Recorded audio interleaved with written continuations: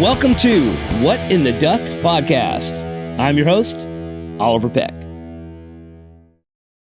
What in the Duck podcast is proud to be sponsored by Yellow Rose Canyon, your premier event space and campground nestled in the piney woods of East Texas. With cabins and RV sites available, Yellow Rose Canyon is perfect for your next event, no matter the size. A wedding, reunion, festival, you name it. Check it all out at yellowrosecanyon.com. What's up, everybody? Welcome to another episode of What in the Duck podcast. I'm your host, Oliver Peck, and today I'm here in the booth. And coming up shortly, we have an interview with my old pal, skateboarder, among many other things, Danny Hollenbeck. Hollenbeck to Nowhere is his YouTube channel. And he's living in a truck. Basically, just for years, just been living in a truck. Is part of the story. Overland life, they call it, I hear. But I'm going to start the episode off like we do. I'm going to answer a couple questions from the Gmail. If you have any questions you want to ask me, you can send them on over to whatintheduckpodcast@gmail.com. And if I answer your question on the show, we will send you some free shit. Also, you can subscribe to the podcast. You can comment, you can like, you can share, but please subscribe. And you can also join and be a member of the What in the Duck podcast team, which comes with perks and more free shit. Yeah. Hell yeah. First question is from Emily. She says, "Hello, Oliver. I am curious about your opinion on how tattooing has changed over the years." It's changed a lot. Do you feel it's oversaturated now? Question mark. The fact that anyone can tattoo with the ease of buying equipment, albeit shitty stuff on Amazon. What do you think Ink Master may have contributed to the industry? Another question mark. Emily Beats, Indianapolis, Indiana. So, a couple questions in this mix here. The tattoo industry has changed a lot in my 35 years. It's become a lot more mainstream. I kind of started tattooing right at the beginning of it becoming accepted. And then I saw the boom of the turn of the century, the year 2000, the late 90s and early 2000 when it just went crazy and people started, it became very common to get tattooed. And increasingly more and more popular over the years. With the help of some TV shows that showcased the artistry and showcased, the benefits and the positives about getting tattooed. As far as do I feel it's oversaturated, I feel like in a way it's oversaturated with people that did get into tattooing too easy. It's not supposed to be easy to get into. Like most things, like being a veterinarian is very hard to get into. Very, very difficult to get accepted into one of the few colleges that specializes in veterinary care. And you have to, it's very expensive. It's very difficult. It's very long. It's very grueling to become a veterinarian. And it's a lot easier to become a tattooer. But it shouldn't be that easy. And there's a lot of talk. We talk about this a little bit later in this episode about the word gatekeeping and how older tattooers are known as gatekeepers. And is gatekeeping a bad thing? Is it a bad thing? Do you think it's a bad thing? Do people think it's a bad thing? On the internet, they talk about it like it's a bad thing. Like, oh, you're gatekeeping. You're doing something wrong. You're a bad person. You're keeping secrets. Well, wait a minute. I worked hard for decades to achieve information, experience, skill, and knowledge, and now I keep that sacred and close by and only share it with the few people that I deem worthy of sharing it with. Is that gatekeeping? Is that what gatekeeping is? I am not going to just share every fucking bit of knowledge that I've gained over the course of 30 years freely on the internet for any jackass with the ability to go on Amazon and buy tattoo stuff. So I am a huge proponent of gatekeeping. I say we need more locks.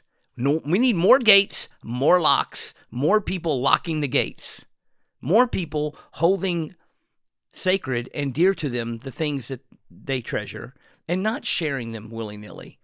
You should be shared sparingly only with the few people that deserve it or work for. And here's the other thing about the whole, everybody that wants to be a tattoo artist shouldn't just get to be a tattoo artist. And it's not about being fair. It's not about life is fair. It's not about what you deserve, who deserves, or whatever. It's just how the fucking cookie crumbles. Not everybody that wants to play in the NFL gets to play in the NFL. Simple as that. Not everybody that wants to start a band is going to be as big as you too. That's just the way it fucking works. Not every person that ever watched Ink Master doesn't just get to do tattoos, and they shouldn't just get to do tattoos. You shouldn't be able to buy garbage shit on Amazon and then just start tattooing. I feel that this is my first rant of the year. Basically, this is the first episode that I'm recording in 2026. One of my main goals of 2026, as always, is to keep it positive and try to be more positive. I'm pretty positive, but I always strive to be more positive. I feel like this first question of the year has already got me tending towards the negative. But I will say this. I am not trying to be negative. I'm trying to be positive about things I believe in.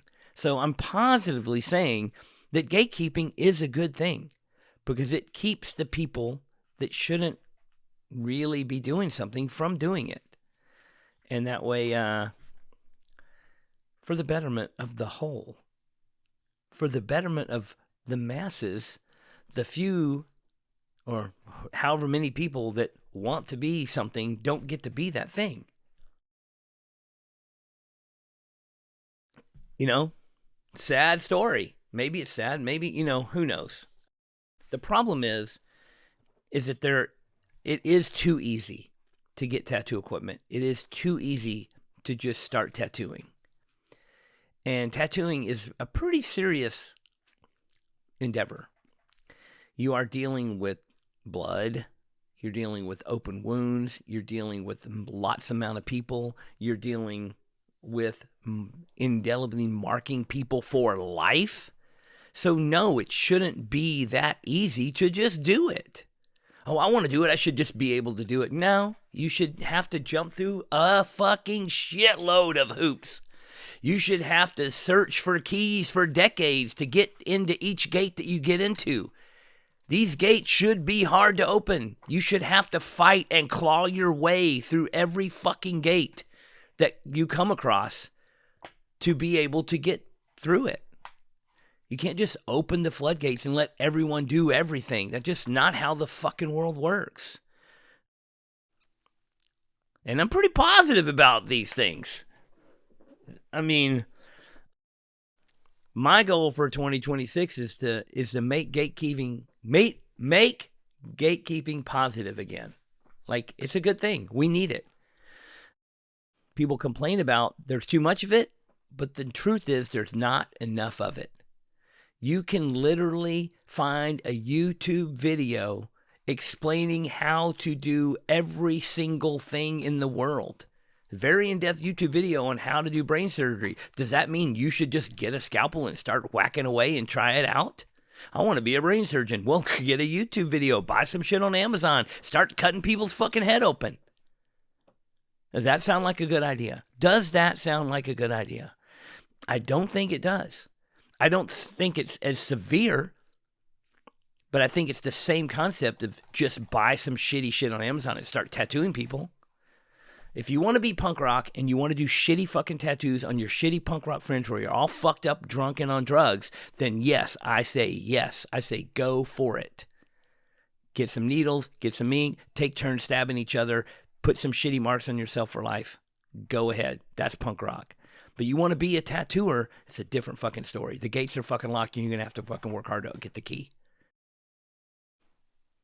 Am I answering this? What part of this question am I on here?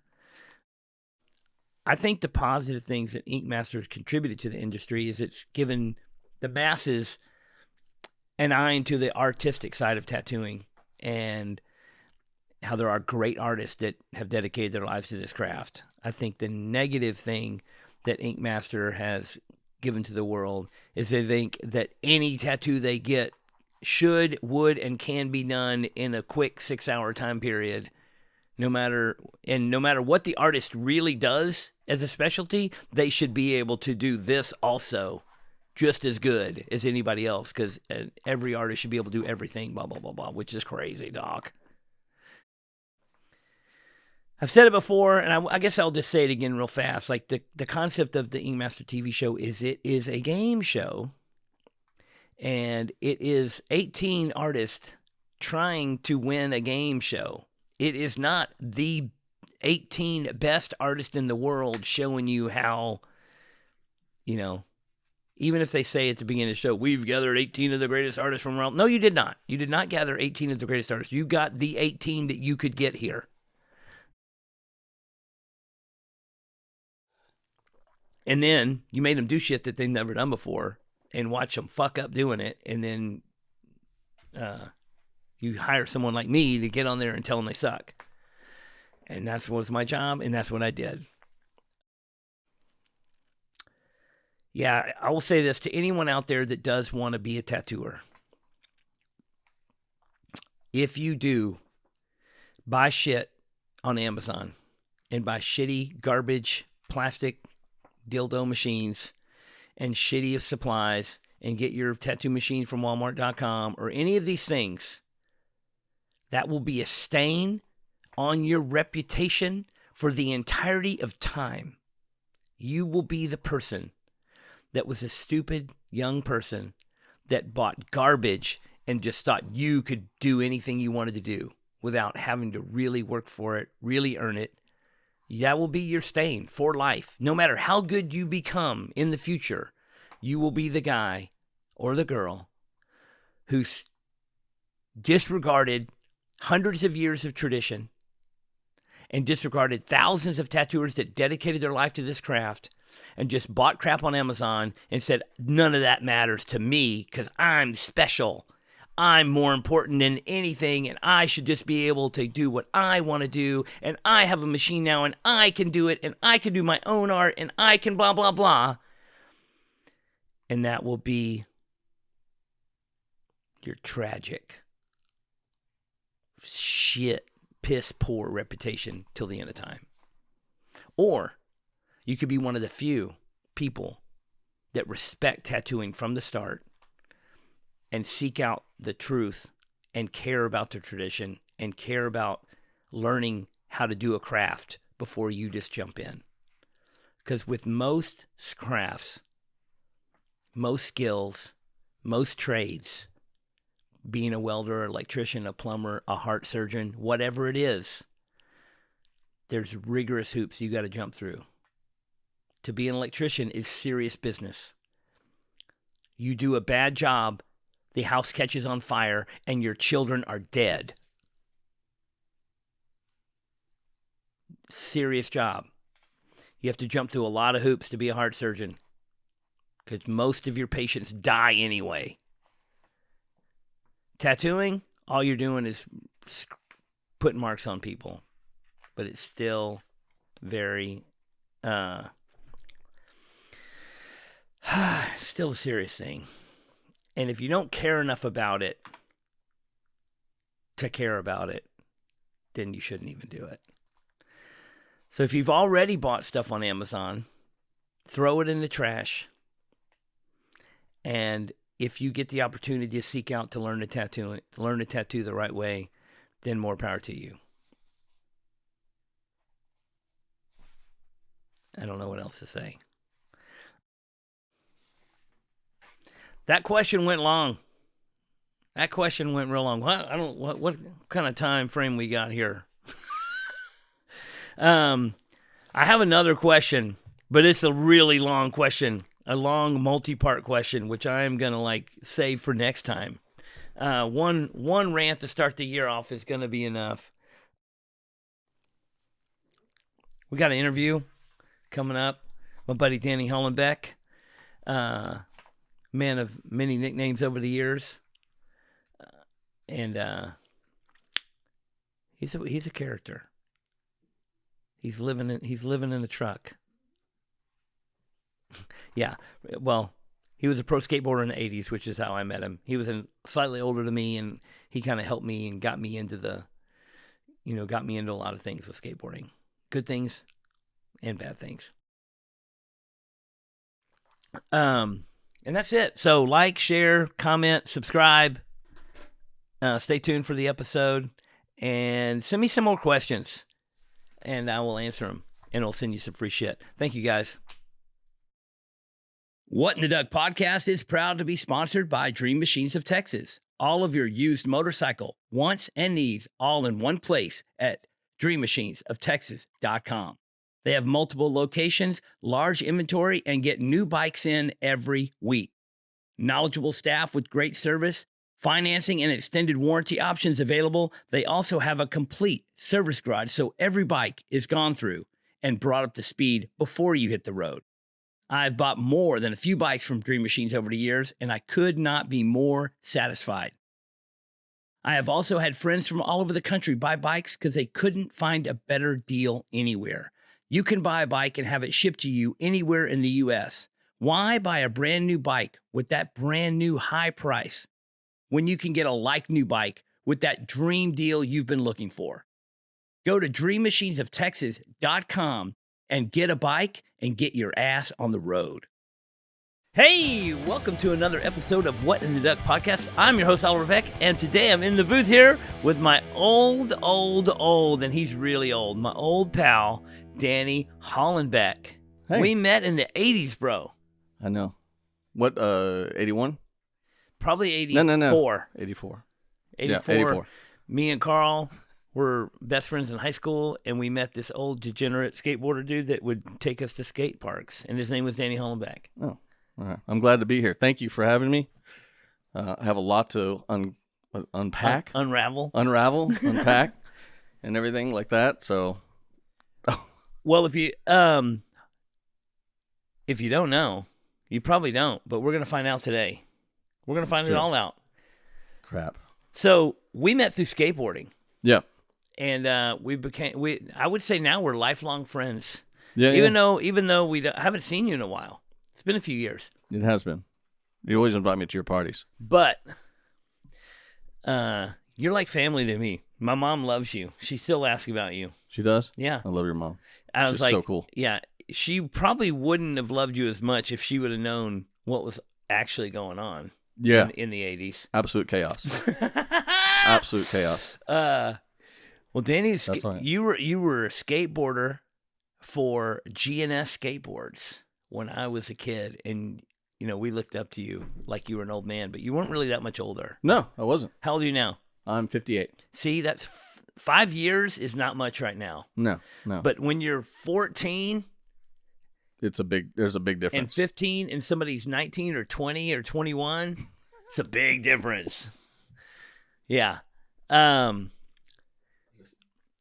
I don't remember. I know we've talked about things when I was a kid and stuff, but I don't remember the details. So I'm going to ask you old questions. Like, what year did you start skateboarding? 1980 is when I got God, it wasn't a GNS. It was a Mahaka board or Makaha, whatever. But I got that from a store up in Richardson, and that's when I started. And then my dad's friend, George Toomer, who's a designer. We just talked about George Toomer 2 nights ago with Carl Moore. Yeah, he did the Dick's Last Resort menus. He did lots of illustrations. He's absolutely phenomenal. This is the same George that we talked about the other night. George Buffalo Toomer, and that's he actually did graphic designs for the skateboard company and got me that really cool one with the colored wheels. I forget what the board is. It wasn't GNS, but he got me that board, and that changed everything. The urethane wheels that were, Oh yeah. like it was an upgrade, but and he gave that to me, and then I was off to the races, and I just. But what you see in skateboarding is that people get a skateboard, and they get interested in skateboarding, and then very quickly, you kind of either just like it's a passing thing, or very quickly you become a skateboarder. You either have an affinity for skateboarding and you love it, or it's just a fad that comes and goes. You excelled at skateboarding, I would say, instantly, right?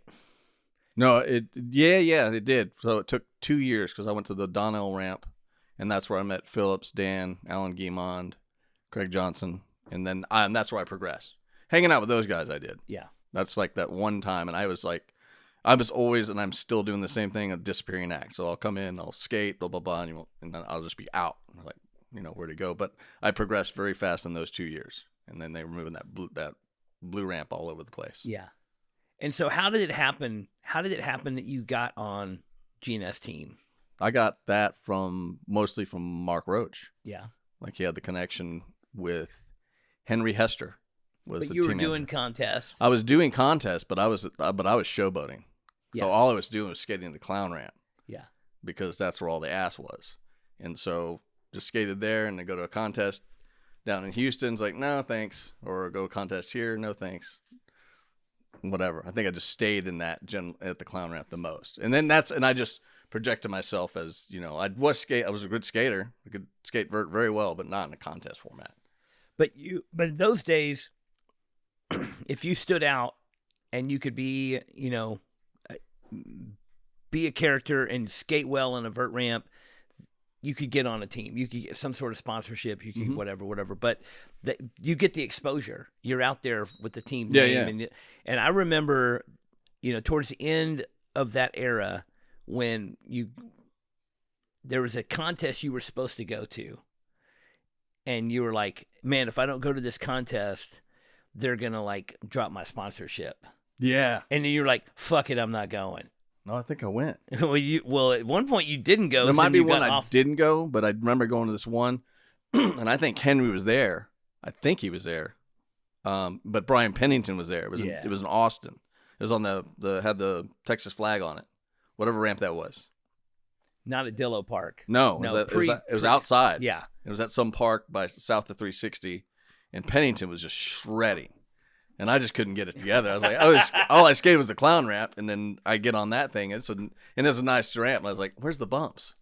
So used to the bumps. So I skated that, and that's when that showcased. Maybe I did bad. I don't really recall. Yeah. And maybe I think he was there, or something happened where I was exposed of like, okay, he's just a showboat. He's just whatever. Get out of here. Yeah, I guess. I mean, who knows? I had a great time. I mean. They took really good care of me. I even went to, like, when I went to San Diego and I went to the GNS warehouse, like, they said, grab a grocery cart. And I went down and just got filled with the grocery cart full of everything. Decks, clothes, wheels, trucks. It was amazing. So. I don't remember. Did you skate GNS trucks? I did. I liked them. I did not like them. But I love GNS as a company. I skated a lot of GNS wheels. I skated a lot of GNS boards. I love the Blender and the Toco and the Nicky Guerrero. Those wide fishtails were just so I skated good. Probably dozens and dozens of GNS decks right in a row for a few year period. That one Bill Toco with the octopus and or cowboy, depending on which same deck shape but different graphic. So good. Yeah, great boards. It was like those. You could do those tail pops, like when you're cruising just right, and you get that trick like a backside air, and you just go. Just smack that coping. Yeah. Ding. And then the Chris Miller Schmidt Sticks board with the big nose came out. Yeah. And I switched off. That's when I got off GNS, when I started skating that Schmidt Sticks board. And then Neil Blender did the really long nose. I think he might have been the first. I don't know. He had the GNS board he had. It had a big nose, but that Chris Miller Schmidt Stick had the biggest nose. Like 6 inches or something. It was the nose that you could skate backwards and do it. Skate it like it was a tail. Yeah. God, it was so good. Good times. Yeah. How many years were you on GNS team? Almost 2, maybe? Yeah. Seemed like a lifetime back then, huh? It did. It did. just magical packages. I love that. But yeah, it was brief. It was brief, and then I went to try to get on Alva and then BBC. At Once Phillips Jeff Airport. got on BBC. Yeah. Yeah. Got me in line, and it was like I was just getting older, and you could see everything was just heading on the way out. The Mike Crumbs were getting too good. Yeah, and then Mike Crumbs were getting older. It was just crazy. Yeah, It's wild. Just the stories of the clown ramp. You know, I swam with Cabe Booth. We were at 3 a.m. one time in Bachman Lake. and swam across Bachman Lake. I think I did 2 hits acid. He might have did 1, but we got done with Deep Ellum and came back. He can kind of fill in there because again, that's just one of Not the cleanest lake. hundreds of stories. Yeah, it was. You could stand up like Probably not you even. could stand up like 200 yards out. Probably not even considered a lake. Just a body of water with sewage drainage on each end. Not a real lake. Yeah, that's They one call of it Bachman Lake, but it is not a lake. It was really nasty. Yeah, it's a dirty pond. It was soot. There was I don't know. Lots of bums and crackheads living under the trees on the bank of Bachman Lake, especially in the 80s. Yeah, I made it across and back, and then Ronnie Moore almost drowned and Drowned in 2 feet of water. Yeah, and then Cave had to save him. Well, they weren't. I don't know. They weren't seasoned, I guess. I don't know, but it seemed like one of a good idea to do at the time. Well, for those of you listening, the Blue Ramp, the Clown Ramp, Bachman Lake skate time was the biggest. I guess it was like where a lot of Dallas skateboarding originated. You know, Melvin had a shop called Skate Time that was near Bachman Lake, and he acquired an old Carnival State Fair ramp that was the Blue Ramp, Clown Ramp thing, and I don't know which one he got first, the Blue Ramp or the Clown Ramp. I think he had the Blue Ramp. He had the Blue Ramp, Yep. And then Arlington had the Clown Ramp. They Yep. were made by the same makers. Yep. They were State Fair demonstrations for roller skaters. Yep. And they built them and added more flat bottom for skateboarding. And at the height of it, Melvin got both the Blue Ramp and the Crown Ramp, put them together, had a wider ramp, and it was where all the Dallas pros really, I guess you would say they got their chops. Yeah, because because it was everybody had their hubs. You know, of course, California had theirs. Midwest was Lincoln, Nebraska, and then Dallas, and then East Coast where the CCC ramp was, Cedar Crest ramp. So everybody had their hubs. Virginia Beach had a hub. And so we were, in the middle and just very fortunate. So we had a lot of people come through. And that's, as you said, where Phillips and Dan and Craig and the Godoys. And the Godoys and everybody cut their chops was at Bachman Lake. And the crazy thing about this ramp is it was a fiberglass ramp that was worn out and beat up and slightly repaired and patched together, and it was like you said earlier, like where's the bumps? The people that skated that ramp well were people that knew the ramp. You had to dodge things. You had to hit if you wanted to do a big air, you had to hit the coping at this spot over here. If you wanted to not pop off the coping and just do a stall or something, you'd have to hit over here where the coping's slightly different. There's a couple in. It was safer to hit. I remember you're going hard and fast. I remember doing one of my favorite one on the corner part closest to the lake was doing slob airs, Japan slob airs in that corner. And I couldn't, and you want to get towards kind of alley-oop it and get on the seam because that was the safest part, is that stupid seam. It was because it was more firm. It was I got to hit that seam. Oh, man. Because Melvin just patched up this one part of the fiberglass ramp. But great skaters would come from all over the country and hit this ramp and be like, "What the fuck? That coaster is giving you a run for your money there." Don't worry about it. I got it. It's not a wood table. It's nothing to worry about. It's Vans. Aha! Look at that. That's the waffle grip. Oh, I like. Oh man.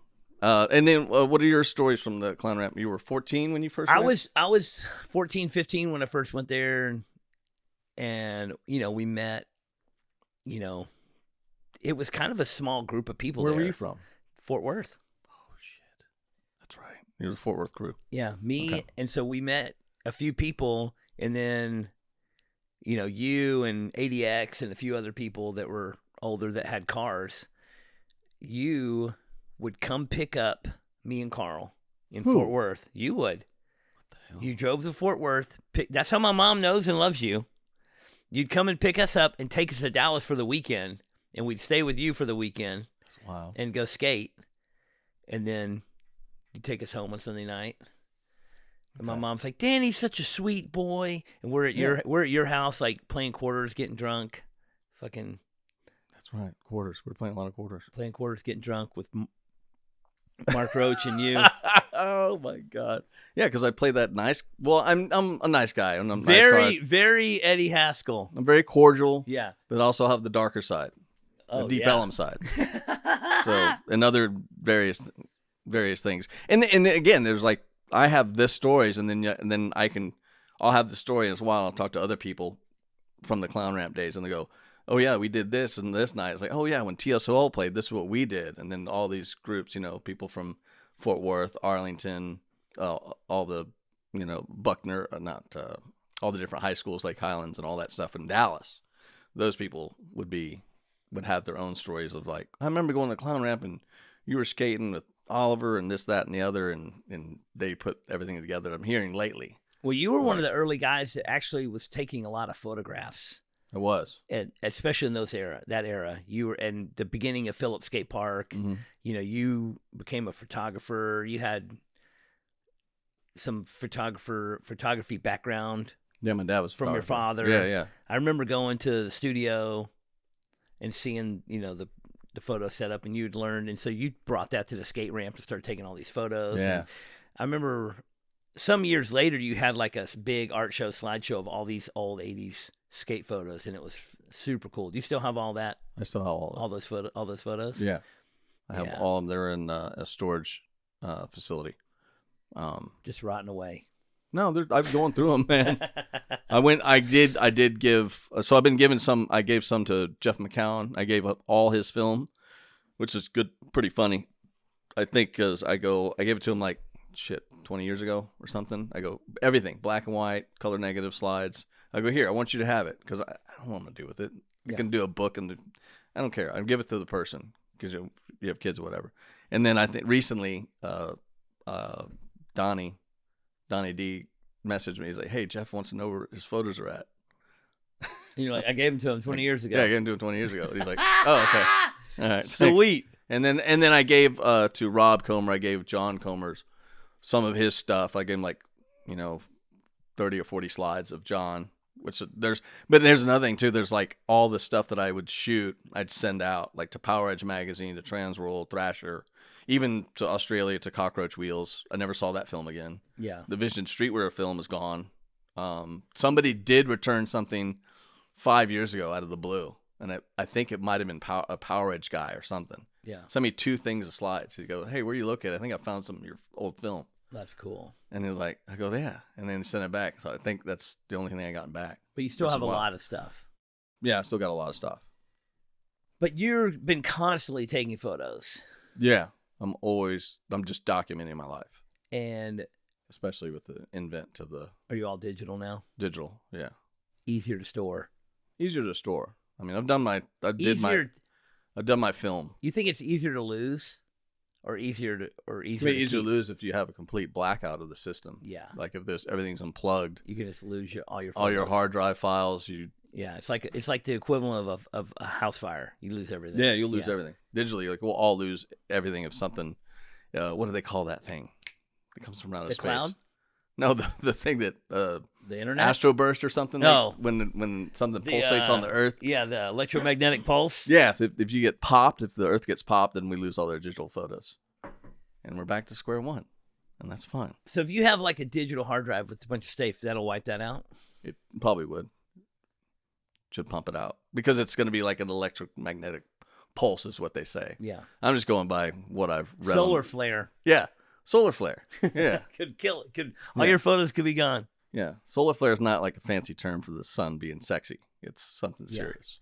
Well, what have you been taking photos of lately?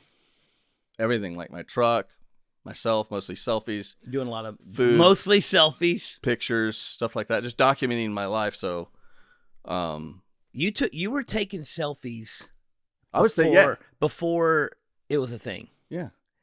You did this photo series where you would lay down and pretend to be dead in front of famous artifacts.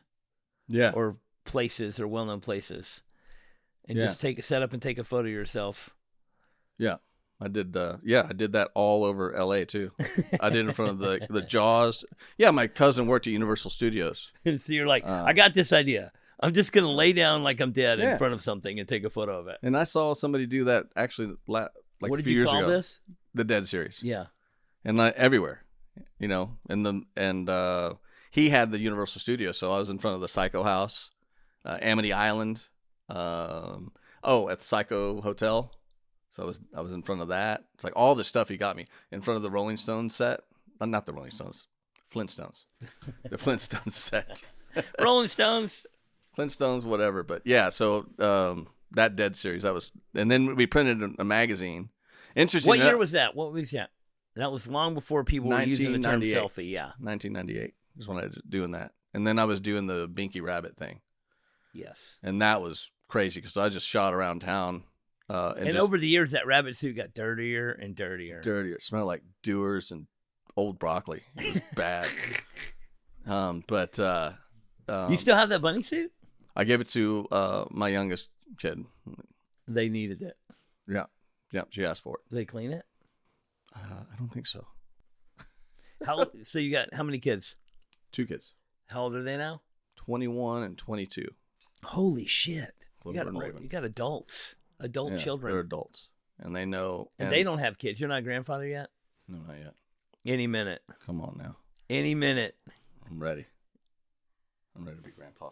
I mean, we were talking last night about there's a lot of people my age that are grandfathers. Yeah. Yeah. Yeah, it's very, very easy to do. Oh man, it's be wild. Yeah, but yeah, because I tell her it's like y'all need to figure this out because you realize how lucky your dad is. I swam across Bachman Lake on acid. I mean, I did a lot of things, a lot of crazy things. I rode everything. I've had 7 really good close encounters with death. So I'm lucky that I'm still here. Really, really bad decisions.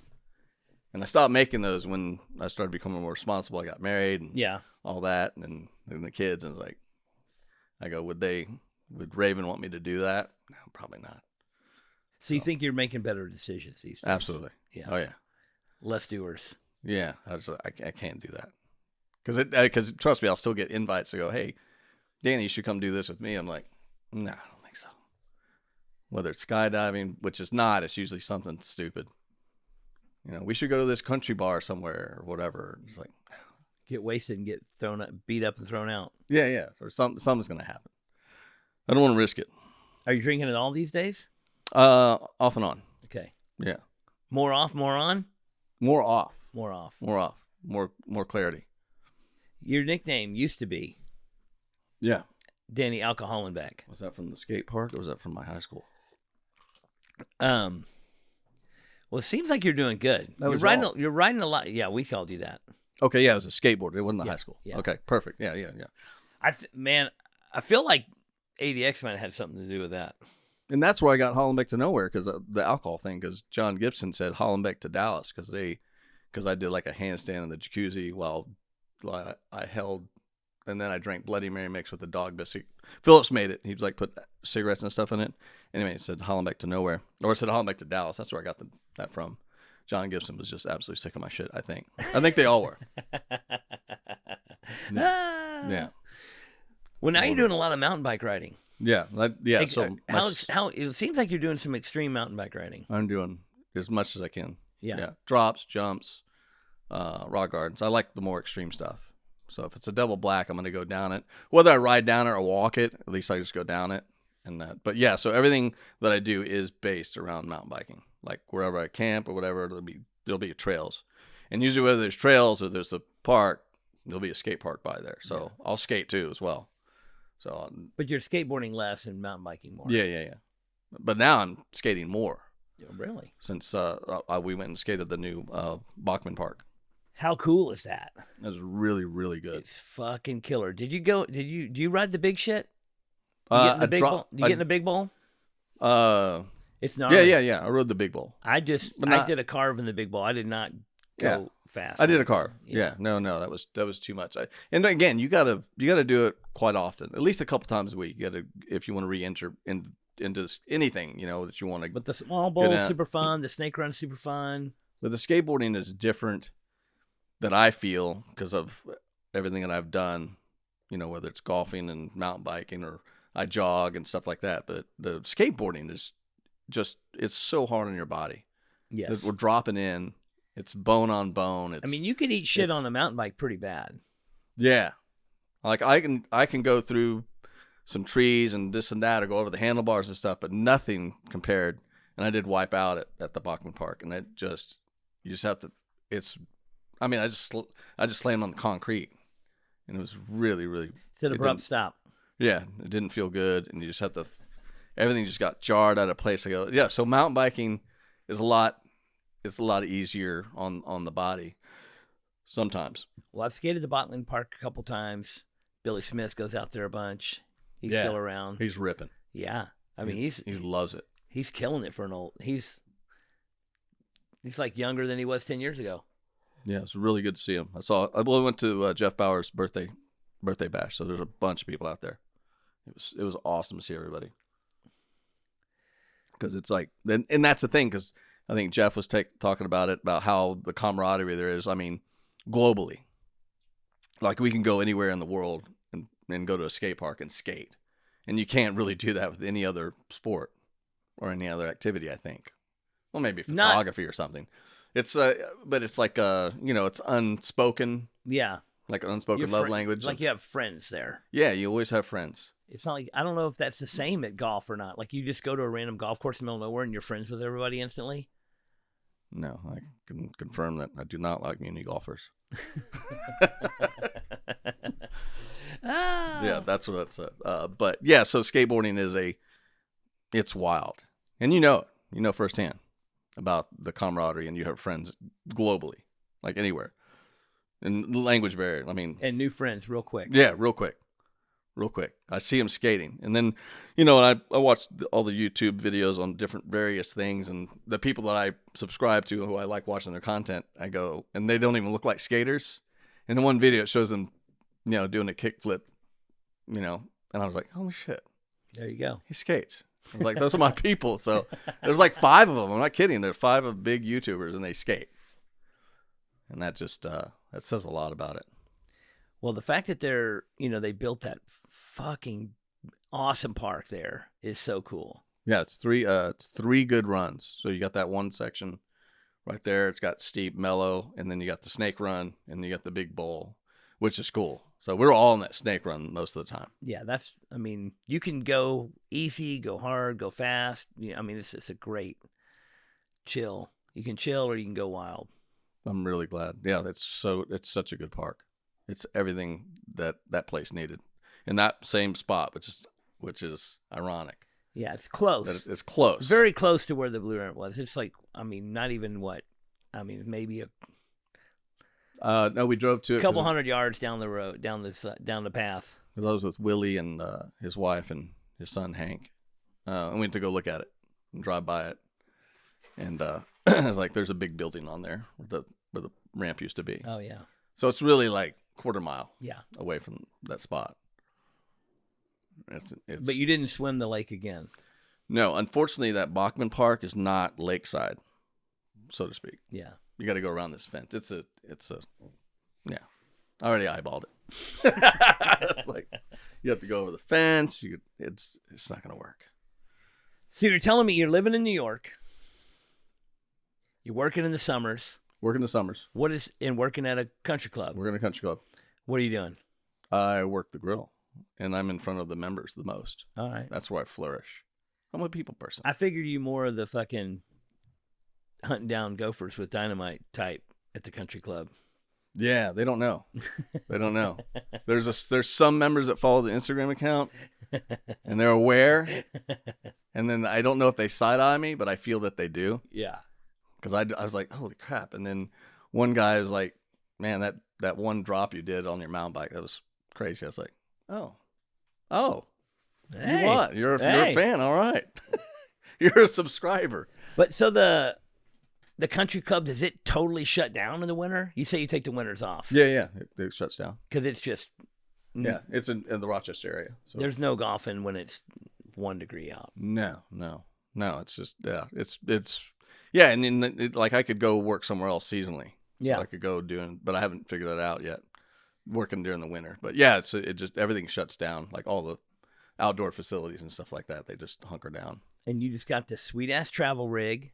Yep. With your, what is this camper top you got on the truck? It's an Alucab canopy camper. And it's a clamshell tent.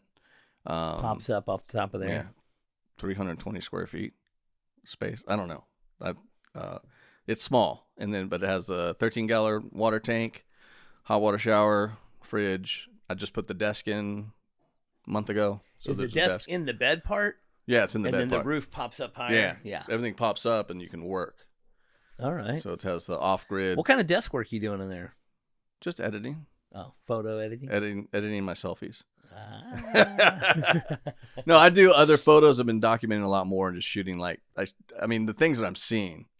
And I don't have a lot of it on film or video or anything. You know, I'm running into, crazy situations. Even I'm just going to get gas or I'm going to Walmart or something to grab something. I'll meet somebody and we'll stop it. For some reason, they figure me out. I mean, you put yourself out there. Yeah, it's like you're attracting something. I'm attracting something because they're like, it's like, what is that? This and then, fucking wild man over here. Yeah, it's like, what do you do? So you're doing mostly photography or videography? What are you doing more of? More video. And you're editing the video. Yeah, like I've got 40 videos that need to be edited. I'll do it myself, and then I have one YouTube channel, which is the Hollenbeck to Nowhere, and then I have the Danny Hollenbeck channel, which I just started. So how long ago? Last Monday. And what's the difference between the content on the two channels? The Danny Hollenbeck be more of like meeting the people. Okay. Like documenting, like getting people on video that these scenarios I'm running into, And shout out to John Mark in Arkansas. It was a wild thing. My starter went out, and then I met the lady at this camping area, Beaver's Bend. It was at Beaver's Bend. Okay. So I happened to go there for the night because the starter went out, and I met her, and I go, I need ride to get a starter up at the place out of the park. And she's like, my husband can do it. So John Mark in this big Dodge truck, and he's got like 2 teeth. Poor John Mark. He still ate this chicken fried steak like a bandit. Anyway, and then he's like showing me some guns while driving, and then we had to go back and forth. So we went 4 times. Yeah. Up out of the park, and we had a great time. And I got like one video part because you don't know when you're in the situation whether should I pull out the camera? Yeah. Should I pull out the camera? And then how often do you have that situation? You only have this situation so many times where I should have pulled out the camera. Yeah. And then you get to the point where you just always pull out the camera. Yeah. I'm getting a new camera. Yeah. That's kind of more hidden, I think. So I can wear it. Candid. Yeah. But you got to tell these people. But yeah, but John Mark, that was crazy. Crazy story. And we hung out, and then I bought him lunch, and then it was just a whole day event. And then something else broke, and I met another guy north of there in my truck, so I had to fix that. And he invited me to his house when he was really nice, but it was still kind of sketchy. It's like, okay, he's in kind of the middle of nowhere, north of Mena, Arkansas. And so I'm in his garage fixing my truck, and there's a hailstorm. All sorts of shit happened. It was crazy. And then Life on the road. Life on the road. Yeah. So that's what the Danny Hollenbeck channel will be. Cool. So you basically, you were telling me you take the winters off and you travel. Right. Come to the warmer weather. Come down to the warmer weather. Yeah. Yeah. So you see family in this area? Yeah. See family and friends, such yourself, everybody else we know. So I come visit here, and it's home. I'm from Dallas. So hang out, skate, see everybody. And then my sister lives here. My other sister lives in Denver. So hang out with my sister, and it's great. Lots of things to do. Yeah, not too long ago, I was driving. We were driving somewhere, and we drove past the old house you used to live in Oak Cliff. 2832 Kane. Is that what it is? I think so. Yeah, we drove by. I was like, hey. The one in Oak Cliff? Yeah.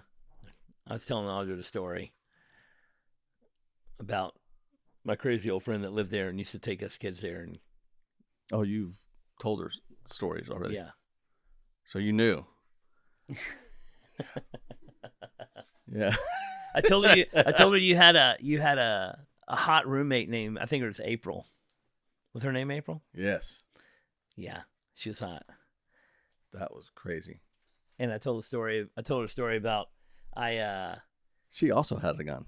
huh? She had a gun. She had a gun. Yeah. Well, one time when we were staying there for the weekend, I got up in the morning and went to go pee and opened the door in the bathroom and she was getting out of the shower. And I saw her. And it was incredible. Yeah. And I was like, "Wah!" And I like shut the door and felt embarrassed. She was there when And my sister was there. And then she's like, "Hey, it's okay." She was like an older woman. Yeah. And I saw her naked and she was God like, bless you, April. she's like, "It's okay. It's no big deal. Don't worry about it." And it was nothing to her, but it was huge to me. It was huge to me. How old were you then? Huh? How old were you then? Probably 15. It's a fun time, huh? Oh man. Oh my God. Yeah, she was. No, that's another wild thing. Like, she was a roommate of my sister. I think she was renting the house out, and I moved in and she moved out, and then she's like, "Oh, the roommate's downstairs. Yeah. It's already here." I forgot what happened, and then yeah, one thing led to another. I was sleeping downstairs a lot.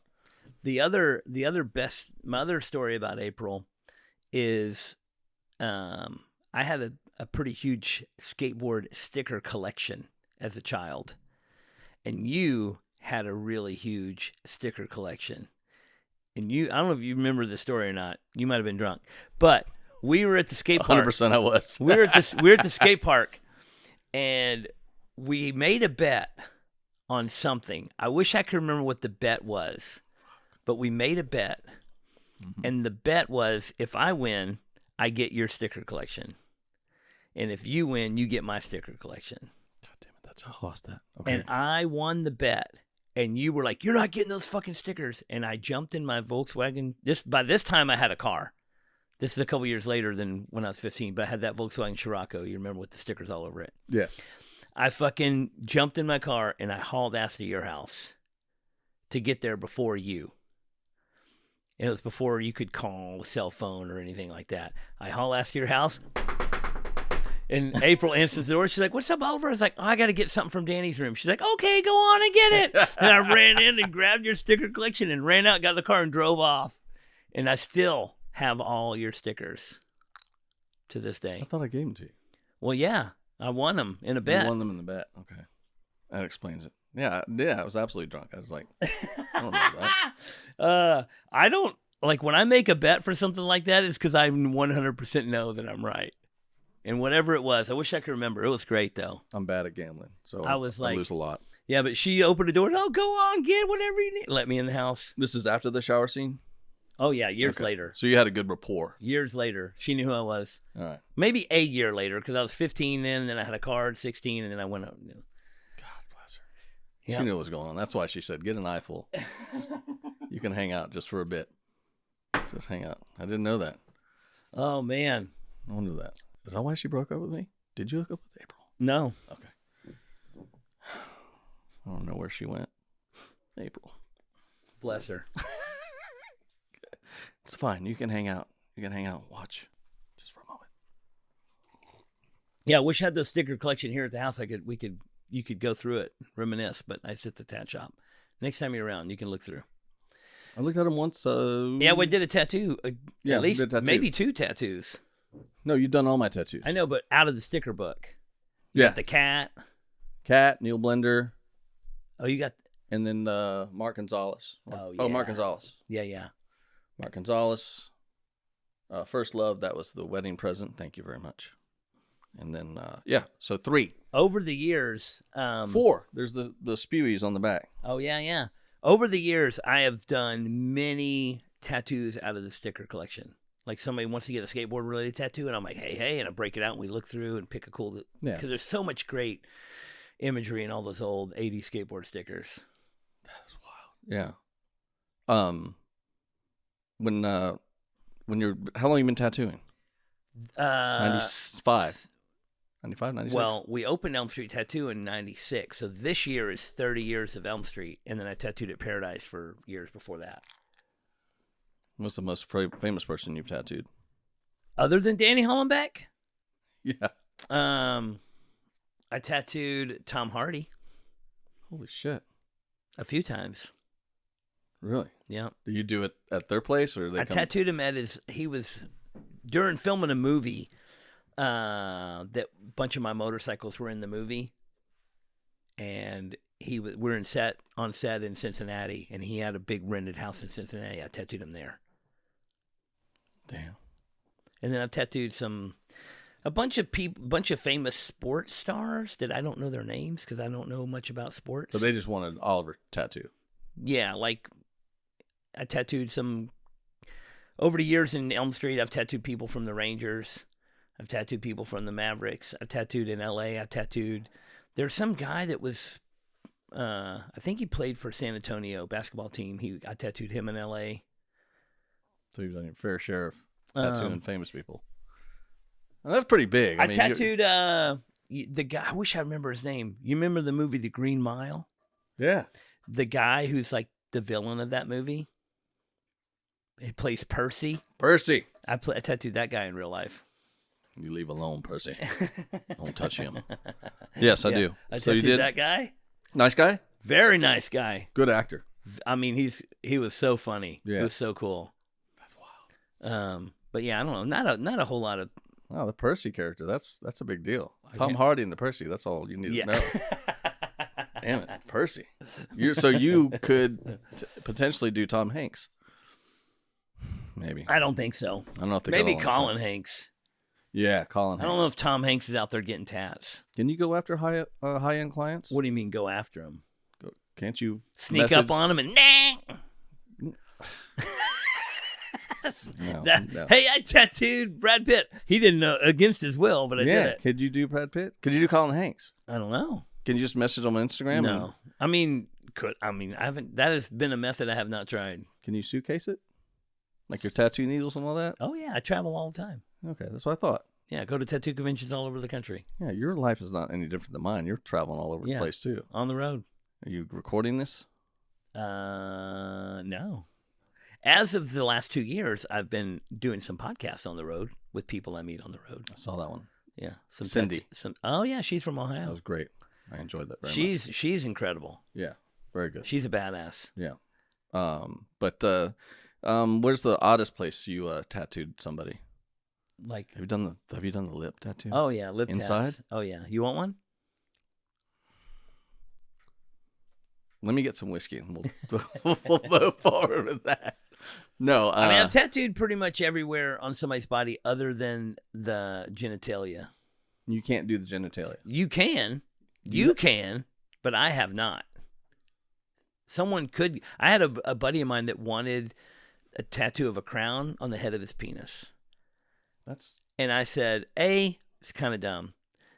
B, I'm not doing it. But you could do it yourself. And I just set it up the station and let him do it to himself. It didn't come out very well. Are there tattooed artists that do those body parts? There are. Is there like a certain like vice grip you have to put it in there and just get after it? I've been privy to the information that it needs to be hard to tattoo it. So you need a fluffer. So you need a fluffer. Probably one of those yoga tables with the hole cut out. And then you need a fluffer and the tattoos on I back. think probably the reason that I have not tattooed any penises is because of the need for the fluffer and all that business. I don't want to. I know. I don't think you need to get your penis tattooed. I don't think it's a smart move. I'm just thinking what you've heard.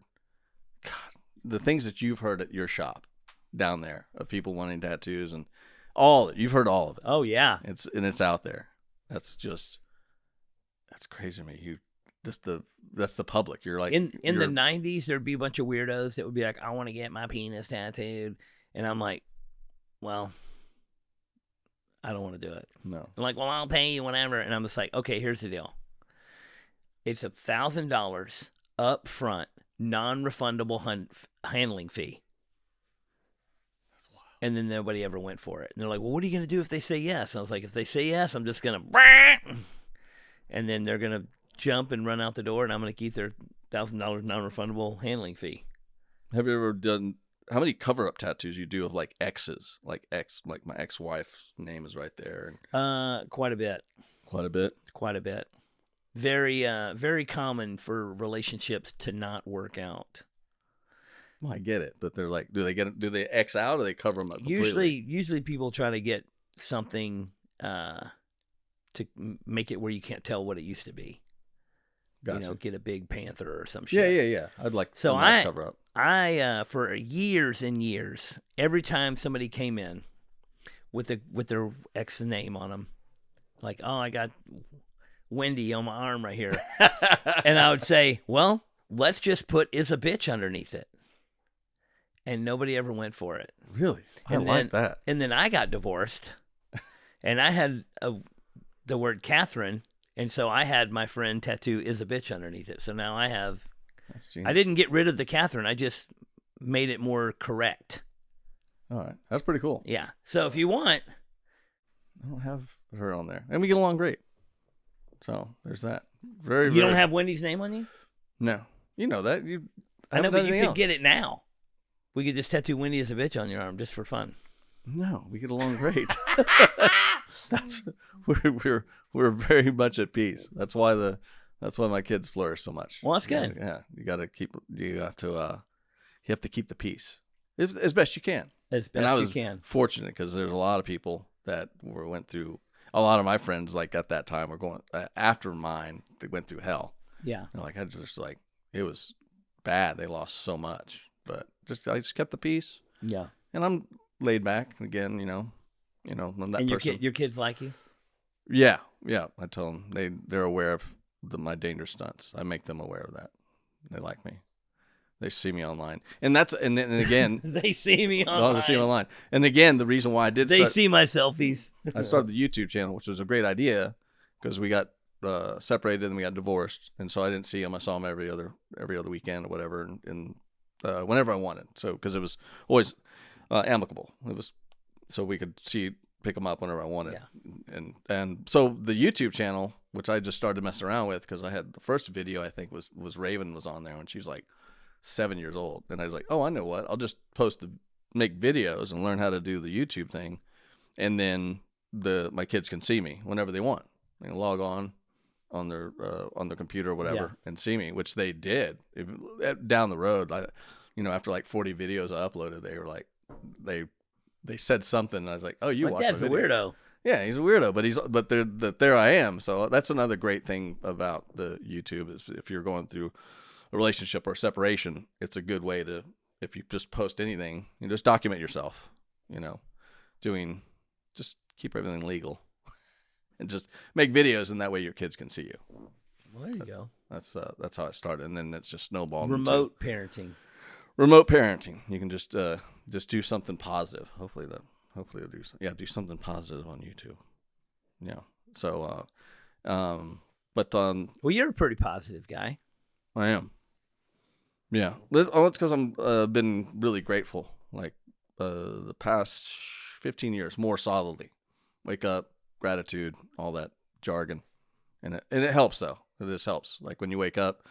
So when your kids were 5, you're like, man, I got to get my shit together, basically. Yeah. Oh yeah. Before they're old enough to remember me being a shithead. Yeah. But no, and then I had when I was 41, I had a boat for 2 summers. Yeah. And it's a good thing or a bad thing? It was a great thing. I didn't realize what was going on, and those are my friends that are watching this podcast. They know. What kind of where did you have this boat? Lake Ray Hubbard in Rockwall. And what kind of boat? It was a pontoon. And you just partied on it? Yeah. Or you fished on it? We just partied. Just partied. Yeah. And it was my aunt's boat. Yeah. At the time, but we would take it out at midnight and come back at 7 a.m. And this was a good thing, you say? Yeah. It was we didn't record anything. We had our phones. I think it was iPhone 4 at the time when I had that boat. Yeah, it was me and a buddy of mine. But you didn't take the kids out on the boat. Sometimes. Yeah, that was like the middle-aged thing that happened. It was insanity. I didn't know how popular you would be if you had a boat. Yeah, it was like, they go, "Do you have a boat?" I'm like, oh, you got a boat. I do. Like, can we come? I was like, how many are you going to bring? 6 of us? I was like, yeah, I think that's a good idea. Bring booze. How many people can you fit on this boat? 10. 10. No, did it have the roof deck? No. With the slide and all that? No, it did not. No. I'm getting visions. I was very grateful for having that boat. It was a good time. Oh, my God. Yeah. But what happened to the boat? Oh, she sold it. Okay. Oh, so you were just in charge of the boat. I was You in were charge of it. you just had access to a boat. Yeah. And then it got swiped out from under you. Yeah. The party was over. That's okay though. But you didn't make the moves to procure your own boat. No, I did not. Owning the boat is It's burdensome. It's a money pit. Burdensome.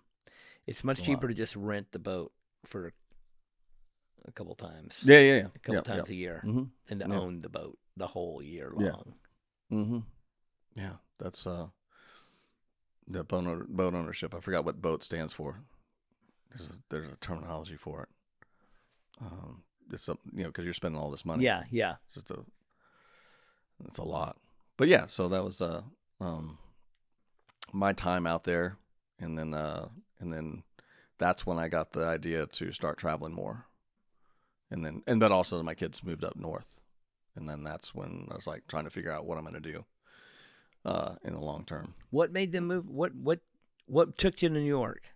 My ex-wife, she moved up to New York. Yeah. And remarried, went up there, and then the kids went up there, and I said, I don't need to be in Dallas. I'm only here with my mom's in Austin, my sister's in Dallas, and then take care of my mom, and then once my mom passed, I just spent more time up there. Did you say you were in the Rochester area? Mm-hmm. Man, I just did a tattoo convention in Rochester a couple months ago. Didn't even know. Yeah. I wasn't there. I'm the same. I was here. But yeah, if you go up there, you can look me up. But yeah, there's not much going on up there. No. What do you know about the Kia boys? The Kia boys. Those all these people stealing Kias in Rochester. Apparently it's an epidemic. Yeah, they're good. They can get into any Kia. They got those code processors that does their key fobs. But yeah, they just jump in Kias and drive around and crash them into shit and leave them there. Yeah. I saw one before I left, and then I saw it. The Kia boys hit. It was like, oh, what'd they do now? So it's more of like a entertainment value. Yeah. What are the Kia boys gonna do this time? I feel like you should try to get in with some Kia boys and do some documentation. Again, now, is that a good idea? What will Raven say about this? Has everything to do with I should go the Kia boys. I think I can. I mean, I'm sure I can. There's a couple of those YouTubers that do the infiltration of anywhere in the world, and they're really good at it. And all they have is a GoPro. And I watched one of the guys, and he would be the one to get in there to talk to them to see it. But I think that's like the running bet now is like, what color are they going to grab next? And so the people are betting on like, what color are they going to get this time? Blue, white, silver, black. Who knows what color the Kia they're going to get? So, but yeah, we heard about it when we were up there, and the guy was saying like, oh man, if you get a rent-a-car, make sure it's not a Kia. Oh man, everybody in town. Everybody in town is just like, oh man, if you have a Kia, you got to get rid of it, or it's dangerous to leave it parked anywhere in Rochester because they'll just disappear. Yeah, they'll take them. They'll take them. I wonder if one of our guys at the club got his stolen, but I don't know if it was a Kia. I don't know. That's wild. I didn't even think about that. Ew, what if you rent a Kia? You load it up with a bunch of cameras, hidden cameras, and then park it somewhere, and then you have all the footage of it getting... Now you're talking my language. That's what I'm talking about. This is a good idea. Don't tell anybody this. A bait car. Yeah. And you could follow it. You could stake it out, and then once they take it, you follow it. And then once they crash it and leave it, you go and get your cameras out. Yep. Hashtag Kia boys. Jeez Louise. Oh, my God. Rochester. What a weird thing. Danny Hollenbeck living in Rochester. That's well, the farmlands are all south, too. So it's some of the best milk in the country is there. Like all the farmlands are all south. Yeah.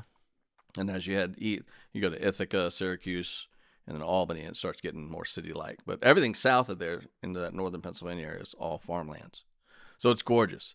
It's absolutely it's the best place to be an overlander like me. It's crazy. Like a lot of other cities that I've been in, Pittsburgh, Atlanta, Lexington, Charlottesville, all these bigger cities are hard to. Pittsburgh doesn't seem like a great place to be like. That one's really hard to find a safe spot. Yeah. Atlanta was a hard place to find a safe spot. Charlotte, that's not Charlottesville, it's Charlotte. So Charlotte was another one that was it was dicey. Yeah, but Charlotte's a lot of nature close by in Charlotte. Yeah. So, and again, I was like, everything I lead by mountain bike trails. So I'll look on my map, where's the mountain bike trails at? And then I'll look on YouTube what the video looks like. Is it worth going? And then look for places to stay around that area. But I ended up in Rochester because the kiddos are there. But you're just finding free places to park and sleep for the night. You're not trying to go to like RV parks and plug in and do all the stuff. No. You're just. Yeah. You're just living You're off. Like every night somewhere different. Every night somewhere different. Yeah. Yeah. Just slowly trek across. And if you stay too long after like sunrise or before sunrise, you'll get flagged, meaning someone will see you, something like that. So I only had one. No, I take it back. I did have an episode in Rochester. A sheriff came up on me and said, and he lit me up like a flying saucer. Had all his lights on. I was in the trailhead parking lot. It was like 10 p.m. So I was just parked there scrolling through my phone. Yeah. And I just froze and waited. And I was like, because I had my back door open, so it came in hot because he came to the road and then he backed up and came in. And you're in the back of the truck? No, I'm inside the front seat. Okay. So I was just scrolling. I was just hanging out. I'm about to go to bed, and then he lit me up, but he didn't get out. Anyways, I just froze. And then what? He just took off. It's crazy. Oh, he's just checking on you, making sure. Maybe. I think maybe the door was open. He could see inside of the camper. Yeah, he thought something was happening. Yeah, he did. I mean, they very well could have just came up on me and just knocked. It's like, hey, license, insurance, or whatever. Which I was ready, but I was like, it freaked me out. But that was the only time. And that was one of the trailheads I go to the most. And so people are aware. They see it. You'll see my truck, and they'll see me at grocery stores and stuff. And they catch me coming out like, oh, it's you. You work at that country club, don't you? So they know my truck, which is, the iteration of my truck beforehand was an aluminum topper. It looked like a work truck. So I never got harassed, but I slept inside the back of that camper. Very uncomfortable. Very uncomfortable. Very uncomfortable. So you're sleeping in the grocery store parking lot. Which one? Wegmans? Just I'm saying, you're saying in the. Yeah, the one time at the Wegmans. I was sleeping in the grocery store parking lot. That was dicey. And then so you don't want to stay late. Once it's like 6 a.m., just get the hell out. Don't hang around. Just pack it up. But so are you living in this truck full time? Yeah. Even when you're up there? Yeah. Floating around. Yeah, you're fucking. Yeah, I'm doing it. That's what you're saying. You can't just stay at the same place every night. No. Yeah. No. But the country club does help. Yeah. Because they're like, they know it's a well established country club.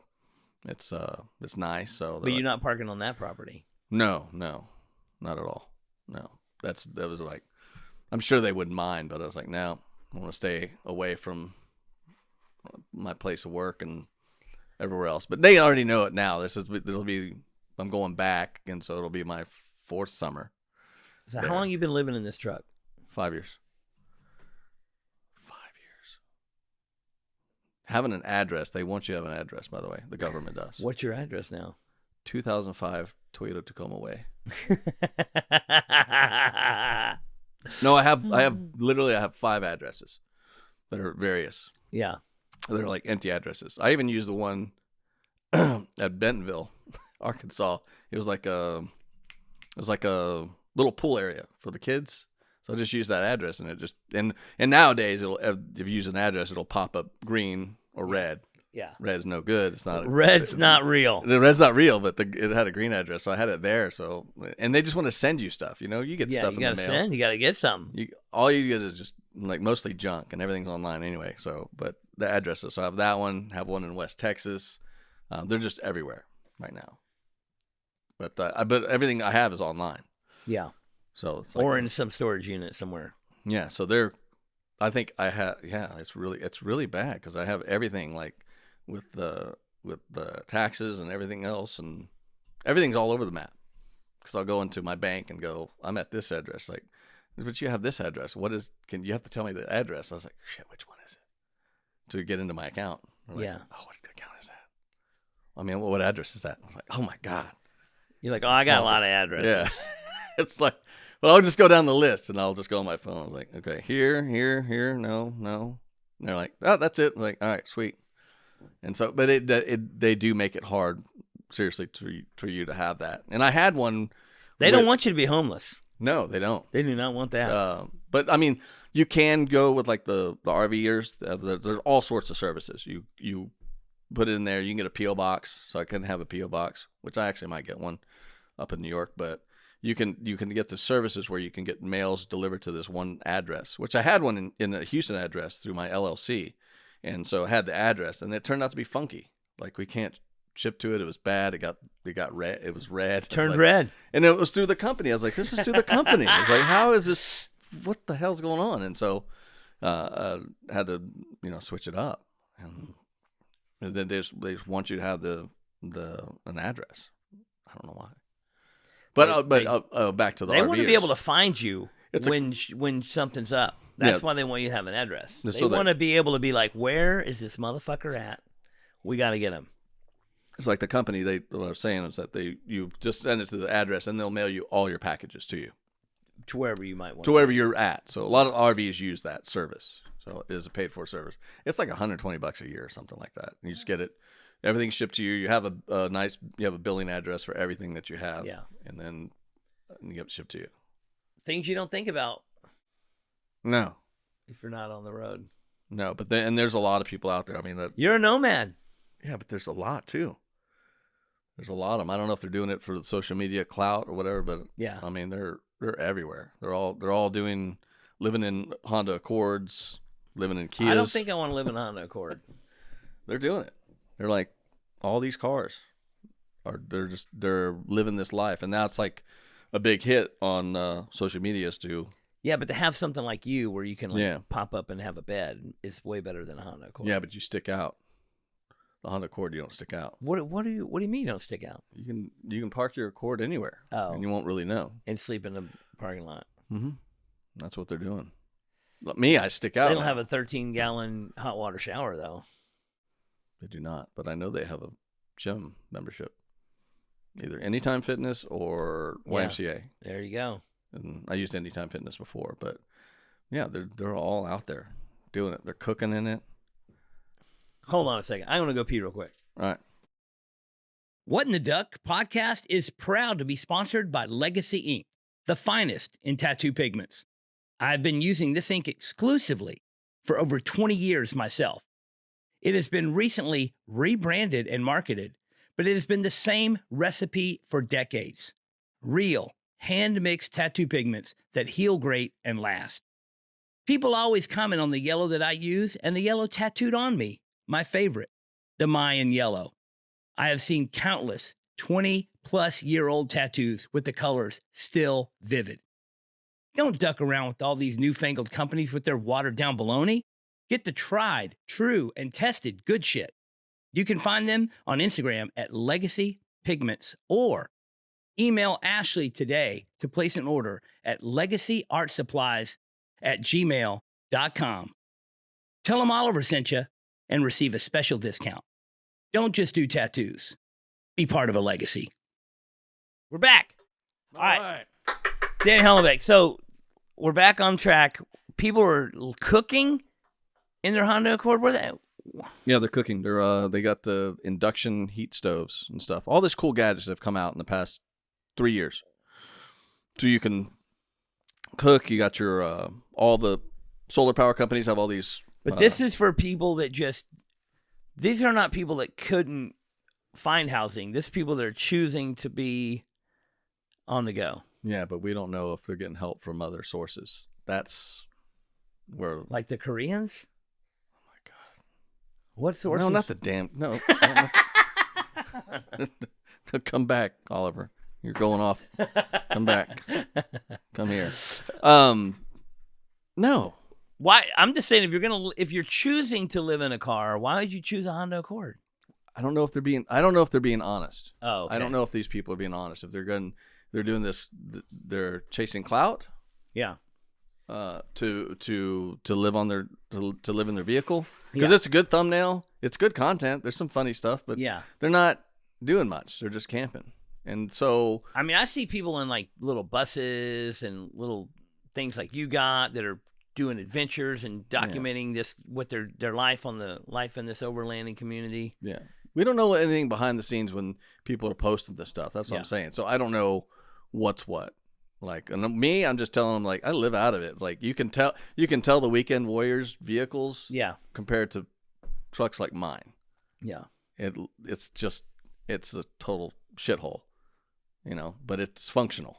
Yeah. But it works. So, and it's whatever works for you. It's like the one guy I ran into we're talking about limited space. We're like, you buy. They're going for it. I'm just saying, but you get like a new jacket. You got to like throw the old jacket away. You can't just have. Yeah, that's another thing. You don't have all this room to stockpile. Very good things. observation, my friend. Yeah, it's like one in. It's a one in, one out. People, policy. because people are trying to give me stuff, and you're like, and I go, I can't. Yeah. And I was like, I can't. I don't have anywhere to put it. They're like, and then they're like, oh, that's true. It's like they want to give me stuff. Yeah. And like, and it's cool stuff like hats, sweatshirts, stuff like that. Oh man, but yeah, it is. How many hats can you hit in there? Take and give. Yeah. So one in, one out. One in, one out, and I did that. I purged again when I came down, and so I got some new gear come in. Had to get rid of the old gear. So, but yeah, it's. What do you got for a mattress in that thing? Hest Outdoors. Huh? Hest Outdoors. Is that the brand? Yeah, it's a brand. It's very good. Air? Solid? It's solid. Foam? Cush? Comfortable? It's a very... It's not collapsible, though. It's a huge shout out to this company. I love them.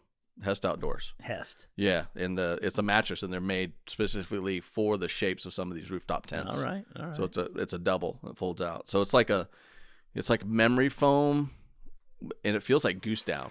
It's wild. It's really good. So it's like goose down on the top, and then it's got memory foam on the bottom. That's what it feels like, but it's whatever they put in there, and they're known for it. I mean, they went all in on making the shape specifically for some of these rooftop tents, and they're super comfortable. They make pillows and everything else, and for all sorts of things, and so they're really, really good. But yeah, so I sleep super comfortable. If I lose a little more weight, I'll be even more comfortable. There you go. Yeah, because right now it's a wild scene up there. You're not the slimmest you've ever been, but you're also looking pretty good. Thank you. No, I went to. I mean, for your age, you look great. Yeah, thank you. You do too. Cheers. Yeah, that's a balance. So yeah, But you're a highly active individual. Very active, and yeah. And I bet living in that truck cuts down on your time that you just sit around at home. Yeah, because that's another thing, and that's another great way of why you're living on like the way I'm living is like you wake up and you're standing up. Yeah. And I'm go up, wake up, get coffee, walk around, or dip out, or go to a trail, or go somewhere and get some breakfast, and then. But yeah, so you're up and moving, like instantly when I get up. So not like when I'm couch lifing it like I am now at my friend's house. I go, wake up, coffee, couch, and just chill right now. You're couchless, bro. Yeah. Well, I'm at my friend's house. Well, right now, but in your life, you don't got a couch. I don't have a couch. You got a desk. I have a desk now, and that's been really cool to have the desk, and then doing some more builds to it. But as I said, now I just looked at the truck. It needs more work. What's the next step? Next step is bigger truck, sprinter van. What are you gonna do? No van, unless I know that my body's gonna fall apart in 5 years, a little bit more. as you get older. So I probably will need to go to van. Instead of climbing up onto the roof. Yeah. So climbing. Well, I got inside. Anyway, climbing, pushing up everything, doing like that instead of like sliding in a door. Unfortunately, I'll probably have to end up in a van if I choose to. I don't know. Yeah. Because I mean, I could get some land or something. I don't know. I look, and then I get into the rhythm of hanging out with my friends, and they're in your. It's like you get sucked into the ecosystem, which I do up in New York. It's like you get a job, and you get a job, and you hang out, and you got to stay in that area for your job, and you get to get an apartment, a house, or whatever. So you get stuck, and that's how I feel when I get a place. Like I had an apartment here 5 years ago, and I was just stuck. I was in the lease, and I couldn't leave. It sucked. I was ready to dip. And now you're free. Now I am free. It's nice. It's very nice. Do you think this is something that is growing rapidly? This, like, more and more people are gonna be doing this. I mean, the RV life is definitely going up. Yeah, it's all because of the economic status of everything that everybody sees, and I see it as well. And it's been hard. I mean, it's everything's just going up. Right after 2020, we were traveling in our RV, and we met quite a few people at RV parks around the country that we met, and they're like, we sold our house, we did this, we did that, we bought this RV, and now we're living in this RV, and we're, stay here for so many months, go to a new place, stay there, and just kind of like they're just living in that, downsized to a mobile lifestyle. Yeah, they are. And then some will get into it.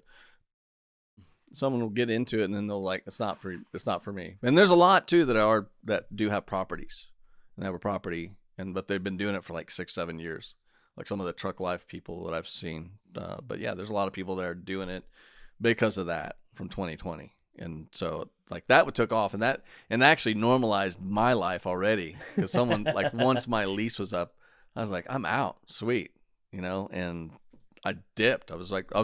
My apartment literally had all my boxes that I have in storage now. They were in boxes in my apartment. So I was like had this bed, and I just threw everything out. Actually, I didn't. I took it over to Crumbs at 4 Down and just left it there. Sorry about that, buddy. So when you first decided, hey, I'm going to live in this truck real quick, did you have like a long-term plan, or you just like, hey, I'm just going to go live in this truck and travel for the summer, for the winter, and see what happens, and then it just kind of like, hey, this is pretty sweet. Yeah, after I had my job in 2018 and I left, when did I leave? Like April 26 or something, 2018, and then I subleased my place out, and then that's what started it. Like I was dabbling for those 3 years from 2015 to 2018, just going out and camping and stuff like that in my truck, and get a taste of how to do it. I've been a big camper all my life, so it was easy. But just figure out what I'm going to do, how to do the build or whatever I'm going to do. And then after I left that job, I was free. I was gone. So I left for like 4 months and went up north from Dallas to Montana to Chicago to New York City and back around. Just made a circle. And then that's when you kind of figured it all out. Yeah. And it just started happening. A lot of people would do this for a few months and be like, "Oh, I did it. That was cool. That was a time in my life, and now I'm going back to like." Yeah, they like that. They're like that. I met people they're like, yeah, I met many people that have done it like 2 or 3 years, and then they just go, it wasn't for me. I did it. It was great, but I got this great job, and my family's here, and all this stuff that happens where people do like doing that, and but they had the experience, and they'll go out bigger than like me. They're all over the place. I mean, they're going all 50 states. Yeah. Sorry, 48. So when you're at home and you're working, and then it's your turn to see the kids are old now. They're adults. They got their own shit going on. You're not like, they're not coming to stay with dad for the weekend kind of thing. But were you doing this when they were teenagers? No. Okay. I had my place and set, had my job, and I had that base. Yeah. Well, they had to have that base, to where they come see their dad and have the apartment. So once you were all this, you get free of these certain burdens. You get free of this, you get free of that, and then it just evolved into now here you are just involved in it. But again, that was that being able to be mobile was to see my kids was very important. Yeah. Like that was I think that's in the back of my mind subconsciously, that's where I wanted to be. I need to be close to my kids. Cause I always heard that from friends and stuff like that. And you've probably heard it too. Like, we got to literally somebody said this a while back, they said, how many times do you see your parents, for the year? They go 8 days. So they see their parents like 8 days. So they're in LA and their parents are back in North Carolina. And it's like, when do you get to see the grandkids? Like 8 days a year, maybe 16 days a year. And I was like, I don't want that. I want to be able to be there. And then that's when my youngest, Clover, said, you should maybe move here or stay here. And I didn't tell Clover. I go, I'm gonna live in a truck. I'm gonna live in the truck. And then I got the job. I got the job out of nowhere. And then I told the kids, like, I'm here, I'm staying. They're like, and they flipped their shit. They were excited, and I was excited. Then it just worked out because that was like, I was like, I can do it, because that's when they moved. Like 2018 is when they went up to Rochester. So that was just how it just, and then it just formulated. So I was like, oh, I can do this, I can do that, and just kind of built on it each experience of how I could make it work. It's not easy to navigate what I'm doing, like, because there's stuff that I won't tell people, and it's called gatekeeping. Yeah, I love doing that. I love doing that. I think it's a very important part of. I got called out on TikTok. They're like, "Are you gatekeeping that?" I was like, "Absolutely." Yeah, I'm not gonna tell you. I'm not gonna tell anybody.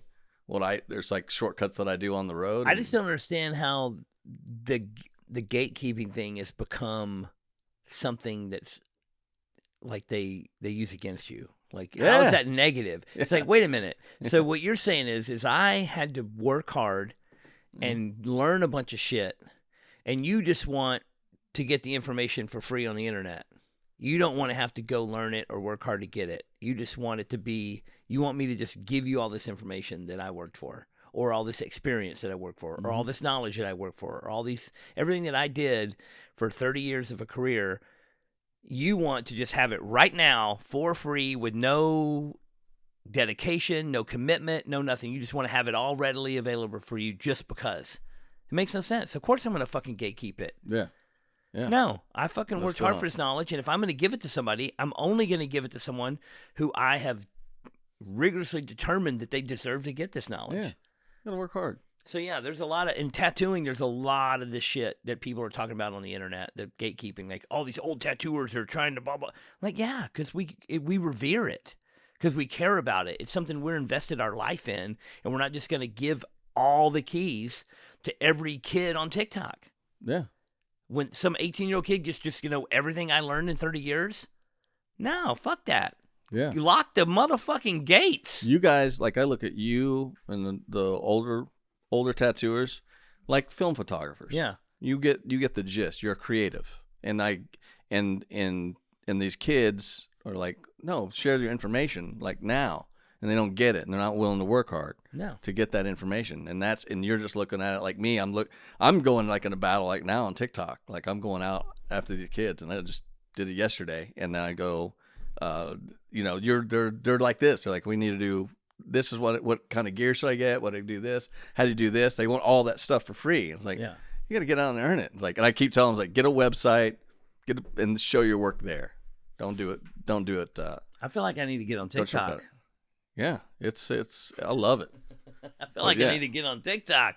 Are you not on the top? So I can I'm on the grams. Grams. No. I'm barely on the Facebook. Get on the talk. You don't need to be on FaceCrack. FaceCrack is, I mean, the old people are on Facebook. FaceCrack is very important to keep in contact with some people that aren't, or you can't get to. The old people. The old people I got to get to. Yeah. And some of my family members are there. Some of the old family members of skaters are there too. So, it's very important. But the talk, they're, I can't imagine. I am not, my algorithm doesn't have the tattooers in the talk, but all the photography is on there, and it sounds just like that. Like this gatekeeping thing where they're just, it's strange. It's like, I don't understand it. And it's probably the same with your. Did you get on Instagram very early? 2010. When I kept telling them. Before it was like a social media platform? Yeah. Or no? Yeah, before. Well, yeah, before. No, it was just you upload a photo. Well, yeah, it was originally developed for photographers to share proofs of photos. And then it developed into this social network thing. But it just originally it was just a photo sharing platform. And then it grew, then they added comments, then they added sharing, then they added this, then they added that. Yeah. I didn't get on Instagram till I was kind of later That was to the 2010. game. I was kind of later. I don't remember what year I got on, but I was later to the game. And so I'm late to the game on TikTok too. I kind of resist any new technology. I'm very resistant. You want to be what I tell. I'm not a progressive when some it of comes my to family. stuff like that. Be progressive, because that way you can stay relevant and you know what's going on in the world. Like I understand the stuff and I use it. You know, I low key get down with that bullshit. So I can talk with the rest of the kids, and you know all this shit's fire. All the lingo and stuff, and you want to stay relevant because you don't want to be left behind, but you want to be able to understand. Because I mean, and then I'm going to skate parks and I can hear it. Yeah. All right, I got to get on TikTok. Get on the TikTok, you know. And what's bad about that? I used to do get into the dance videos on TikTok, and so I'd be running through Target and I'd know the words to the fucking song. And you're dance videoing. Yeah, I'd be like doing this. I'm like, I know the words to this song. There's something wrong with me. But not really. I enjoy it very much. I mean, you had me convinced to get on TikTok, and now you've almost convinced me to not get on TikTok. No, get on the top, so you understand. Yeah, I don't understand. I don't know what your algorithm would be within the tattoo community. Yeah, I don't know. We'll see. I'm gonna get on. I'm gonna give it a whirl. I don't know what to expect on that. I don't know I mean, I don't know much about it. I know it exists. I know what it is, but I don't. Does it communicate with Instagram like Facebook and Instagram communicate, or no? It communicates with far more. It has a far better reach. No. I mean, like on. Just communicate. No, it does not. So when I've on Instagram, I post a post on Instagram. It also. I don't go to Facebook and make a post. I just make the post on Instagram, and then it also posts on Facebook.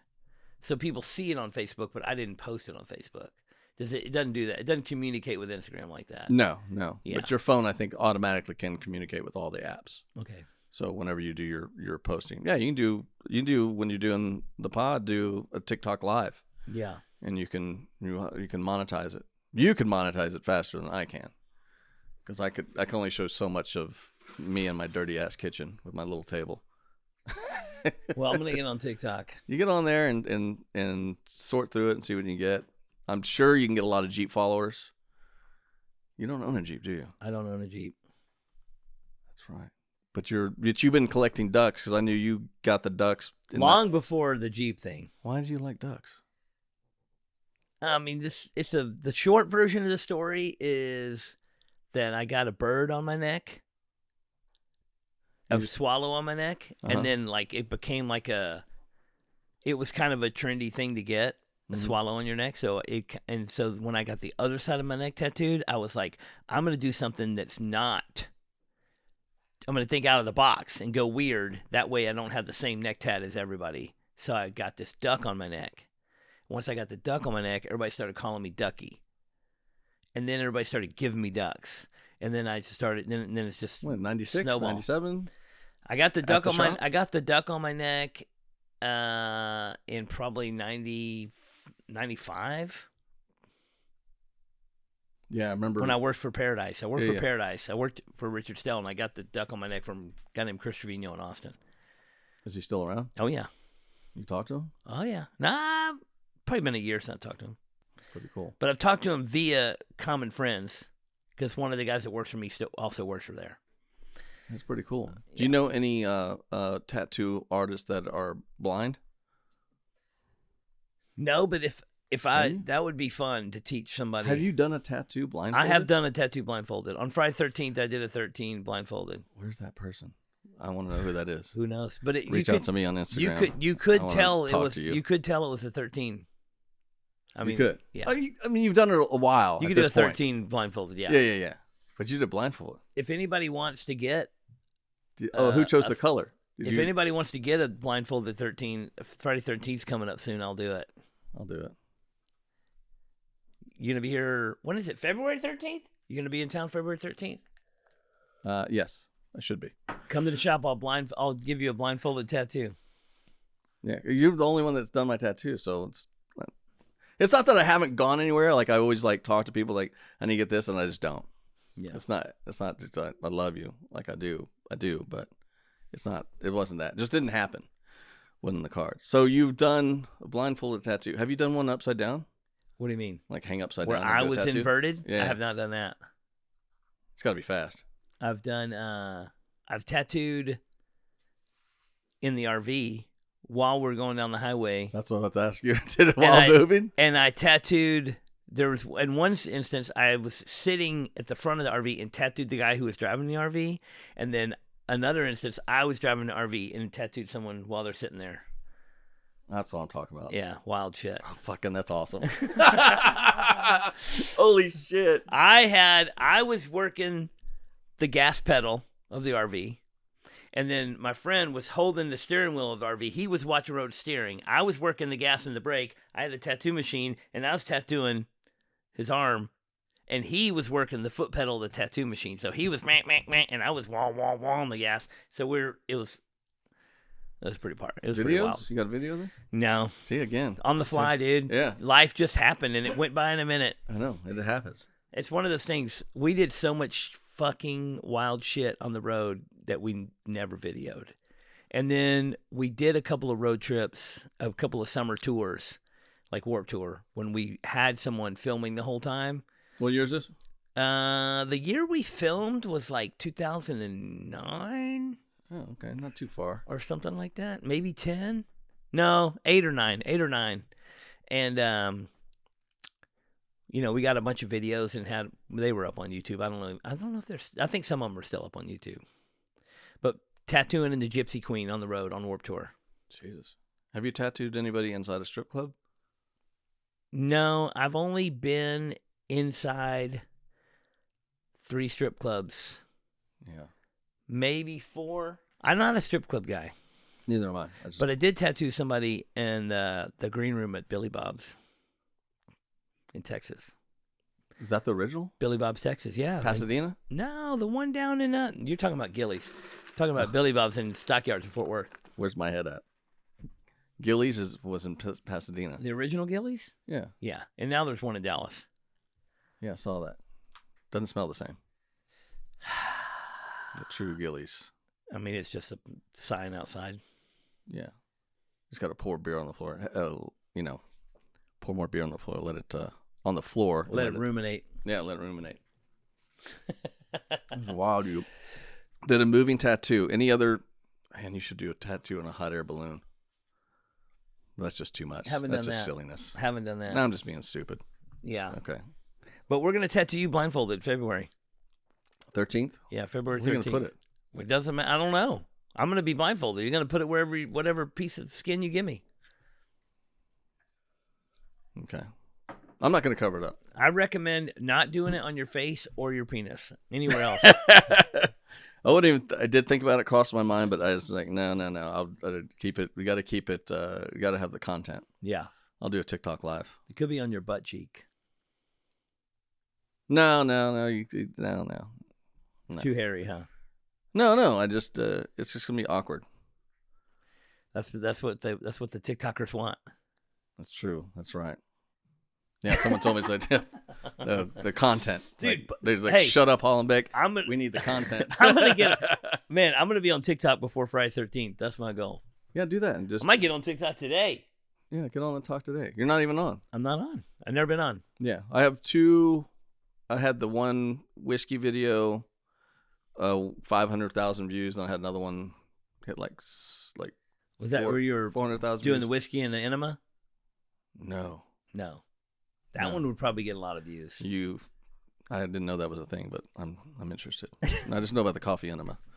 They do it. No, I did the whiskey thing where you're in a Zoom meeting and you act like your cup of coffee is coffee and you blow on your whiskey. Uh-huh. But you're drinking whiskey in the Zoom calls. So it's like one of those pandemic jokes. But it hit. I loved it. You didn't start jacking off though. No. I did. I saw that one. You got to keep it. Did you see that one? What? Oh, that one guy? The guy on the Zoom meeting where he thinks his camera's off and he starts jacking off, and the coworker's like, Jim. Yeah, I saw that. Yeah. Yeah. So yeah, there's a lot of Zoom. I wonder if that's content. real. Is that real? Or It was is real. Staged. That was real. And the other guy went viral for his kids coming in and interrupting his Zoom meeting. What were they doing? They just came in and started. Daddy is yelling at him, but in a sweet way. Oh. And I just saw. He's like, get the fuck out of here. No, he's like, no, they were very sweet. It was a very sweet, wholesome video. Oh, so yeah. Yeah. And but yeah, so the talk is relevant, but it's a way to reach more and more people. I don't know what your plans are for the next 5 or 10 years. Me neither. What you're doing? You don't have any idea? We're working on it. Really? I've never been a 5-year plan guy. I've been a fucking fly by the seat of my pants guy. I'm surprised you haven't done like duck whiskey or something. What do you mean? I don't know. Just get a hold of a whiskey purveyor and. I don't drink though. I know. So it's weird. I usually don't do much. I did. It was crazy because I was doing all this, the brand Sailor Jerry rum. I remember that. You gave me some. There's a brand, Sailor Jerry rum. It's all tattoo theme based. And so for years, I was doing all these events for Sailor Jerry, tattooing at them and promoting and doing a lot of stuff. And they gave me we'd go on summer tour and they give us 40 cases of rum. And we're just giving out rum. And I never drank. I never even tasted it. That is wild. You did that. I quit drinking before they invented Sailor Jerry rum. So I've never even. When did you quit drinking? 91. Do people know the story? Oh, yeah. They do? Oh, yeah.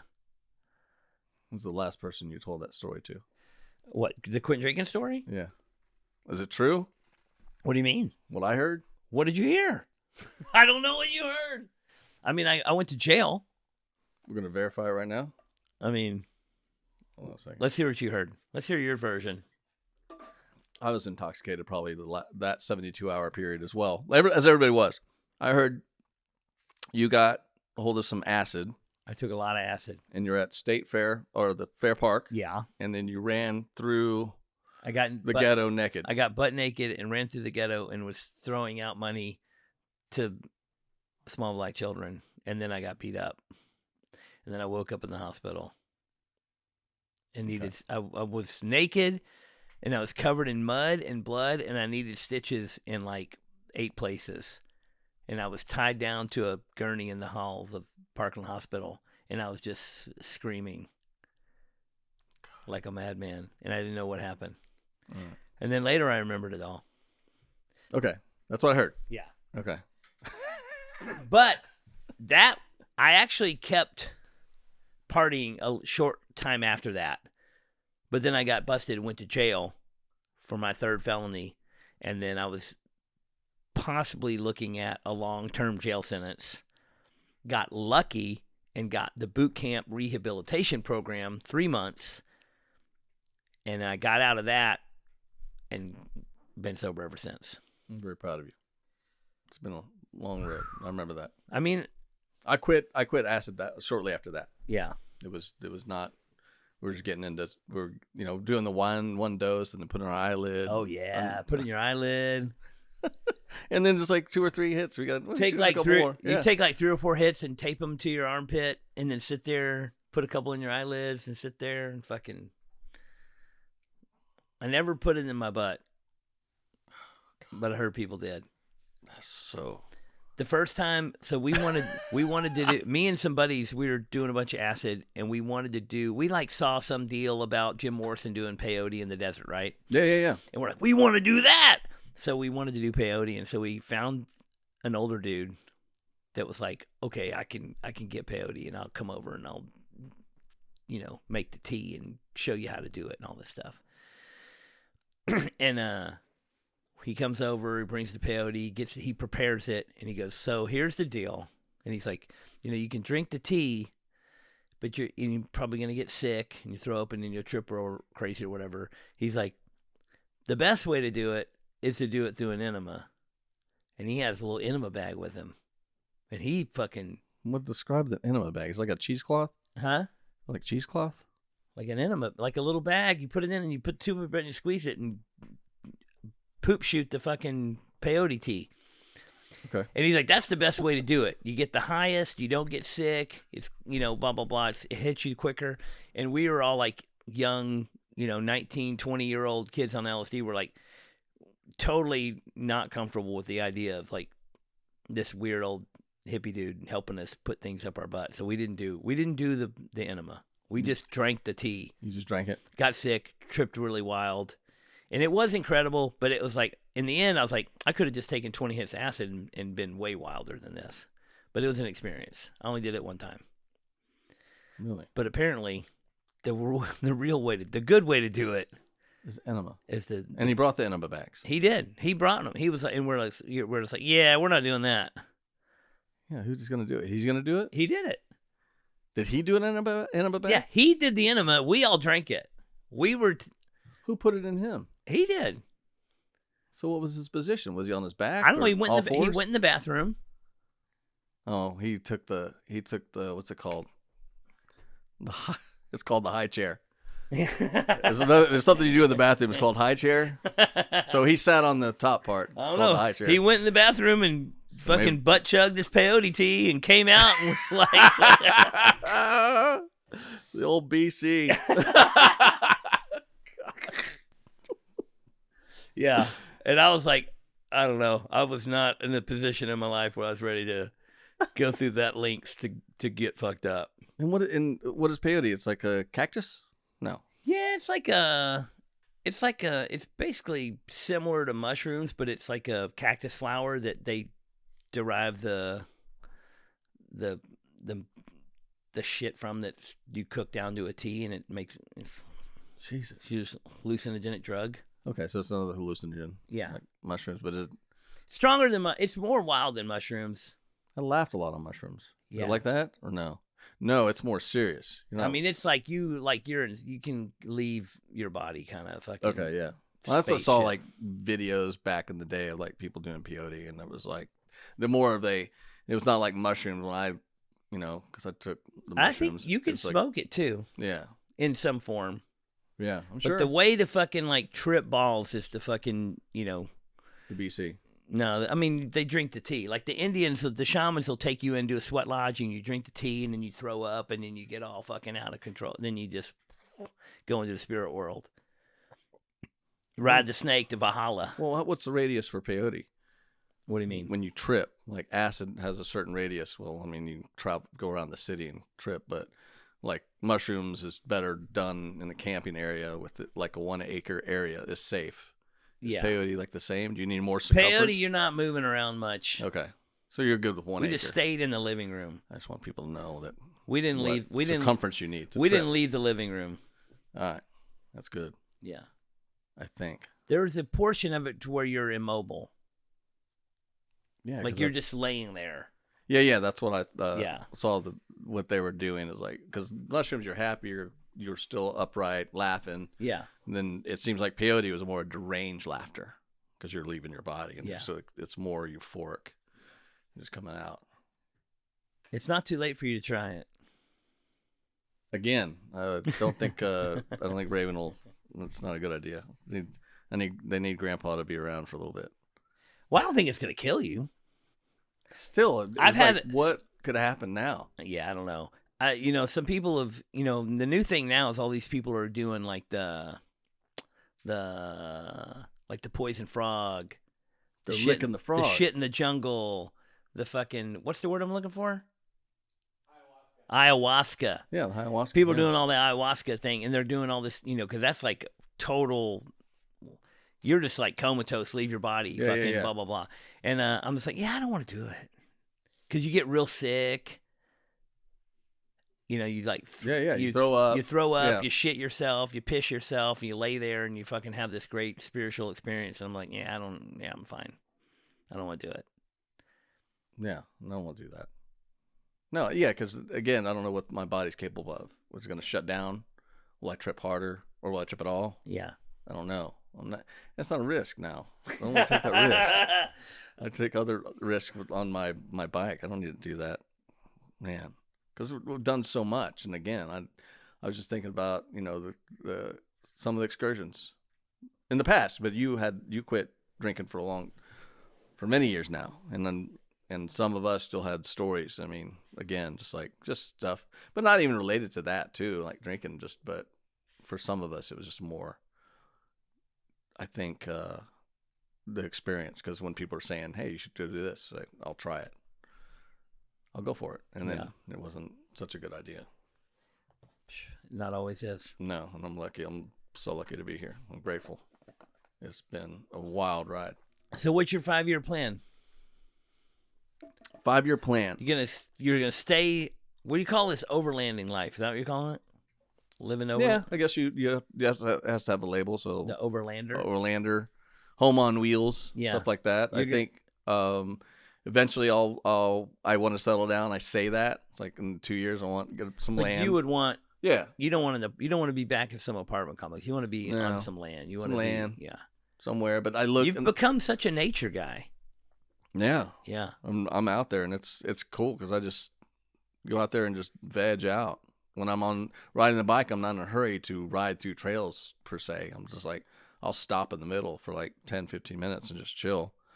But as far as the plan goes, just keep making more content. Yeah. And record more, which I do.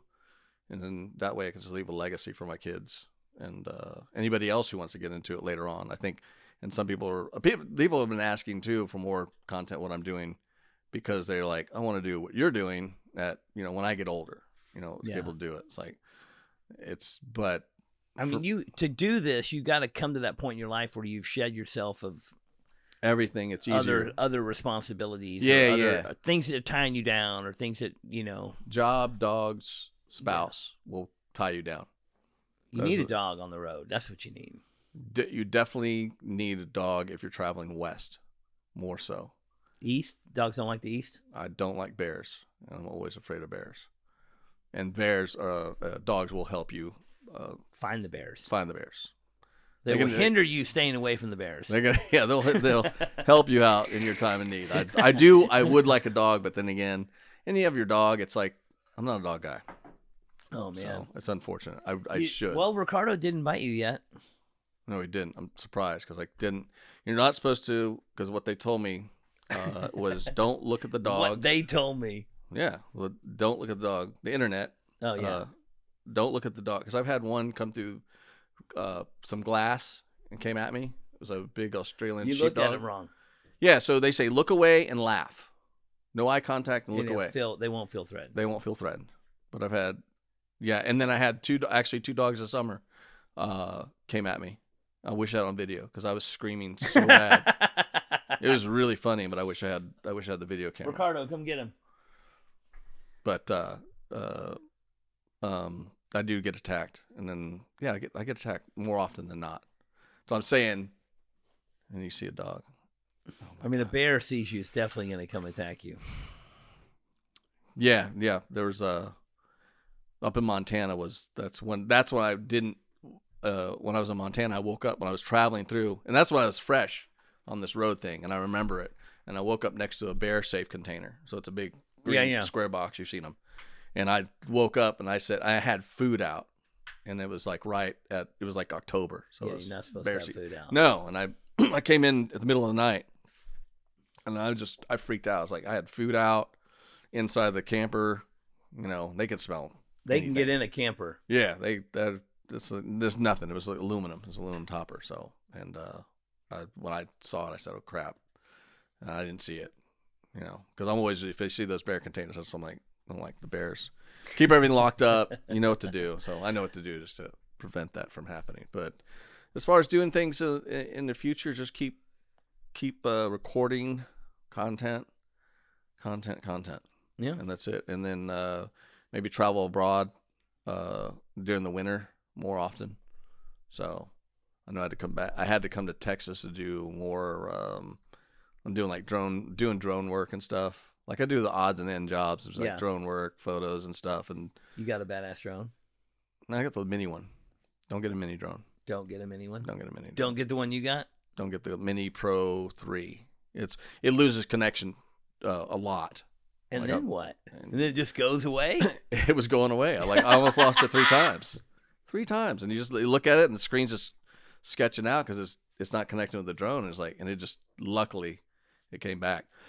So get the bigger drones. But I use DJI drones. So what's that mean? DJI is a Chinese company. Oh, the brand. Is The DJ. brand. Okay. Yeah, the brand. All right. Yeah. So don't get those. But yeah, so moving forward.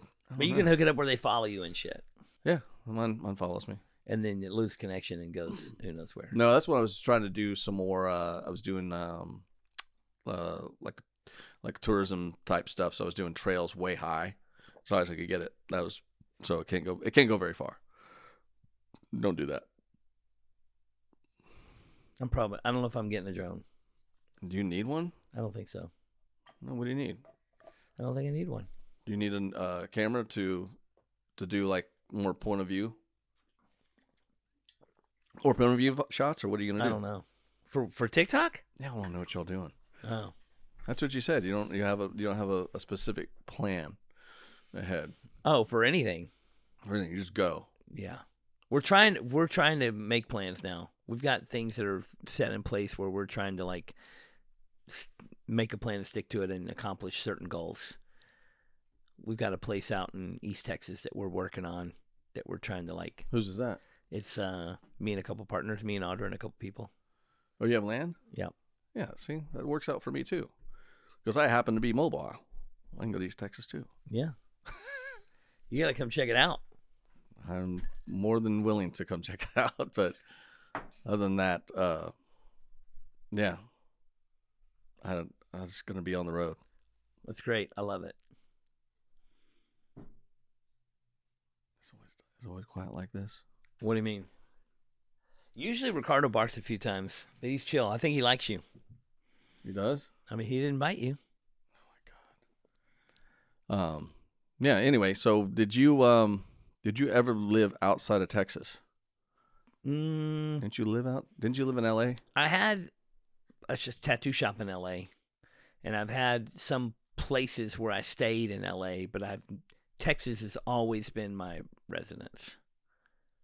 I've always had a house in Dallas. My driver's license has always been Texas. Always been Texas. Yeah. And did you? I was thinking about that. I never had an apartment in my name in California. I had places where I stayed frequently, but I was never my home. Did you brand Elm Street Tattoo out there? No. Oliver Peck. I had True Tattoo. Place called True Tattoo in Hollywood. Oh, True Tattoo. Yeah. Was that like an LLC and everything like that? Or? Yeah. Oh.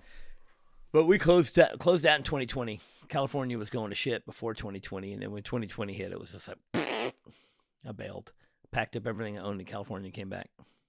Wow, that's what I was thinking because I remember you were out there for the lady friend, maybe. I was out there quite a bit for probably 10 years. Okay. And I worked at a shop, and then I bought the shop and took over the shop and had I was married. She had an apartment out there, i.e., that's where I stayed. But Oh, gotcha. And do you have like a tattoo school? no, Do people do tattoo school? there are people that do them, and no, we do not like it. That's like bartending schools. Never. Yeah. It's horrible. Yeah, It's the same thing. yeah, we hate it. Real Okay. tattooers hate tattoo school. Tattooing is supposed to be transferred one-on-one apprenticeship style. There should not be some classroom teaching people that have no business. Gatekeeping. We're locking the gates. You're not supposed to just open the gate and let everybody in. You have a lot of people coming into Elm Street Tattoo because of the status of it. Oh yeah. Its longevity. Oh yeah. All the time. Oh yeah. How do you select tattoo artists? Me? Yeah, you. I find good ones. You find good ones. Yeah. And then every once in a while we get ones that aren't so good and we have to get rid of them. Is it the But same? for the last 10 years, we've got all good ones. Sometimes you don't know. Sometimes it takes a little while to, feel a person out. Yeah, of course. Yeah. I can't It's imagine. been a couple of duds. Yeah. And you have to you just, But we've ironed it. We've ironed it out now. and you have the second in command at the shop. Oh yeah.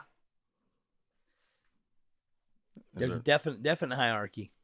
in the Elm Street Tattoo. Oh yeah. Yeah. So when I go in there and ask for your name, I don't know what they say. They say There's a lot of people that come in there when I'm not there and say, "Hey, I'm Oliver's friend," and they're just like, "Yeah, whatever." Everybody says that. No. I'm sure. I am sure. This day and age right now. They hate it when that happens because it's always just some guy that's a good friend of mine that they don't know, and they're like, "I'm friends with Oliver," blah, blah, blah. And they're just like, "So, he's not here right now." I've done it before. I go, I'll just text him. I'm like, okay. But I'm sure, because once it came out, I was like, oh shit. I'm gonna think they don't know. Yeah, they don't know the Hollenbeck. Yeah, they're gonna know now. They're gonna know now. Yeah, Hollenbeck. But when the tattoos conventions happen, do you have a global tattooers come in, or is it just U.S.? Oh yeah, no. People from all over. Is it the same? They have the same principles in European nations and a lot of the same, yeah. Same thing. Yeah. They have apprenticeship. They don't have schools. Well, they don't do the school thing. There's like-minded tattooers globally, and then there's also the adverse. Do you have any good German tattooers? Oh yeah, we got a German working for us now. Chip Nisbet, he's great. They're very good.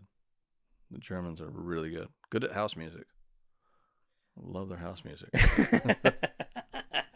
What about the Netherlands? I've been. They have good tattoo artists there? Oh yeah. I mean, it's global. They have good everywhere. Yeah, because there's so many people now. Yeah, I've done tattoo conventions in Stockholm and in Sweden and Iceland and Finland and Norway, all over.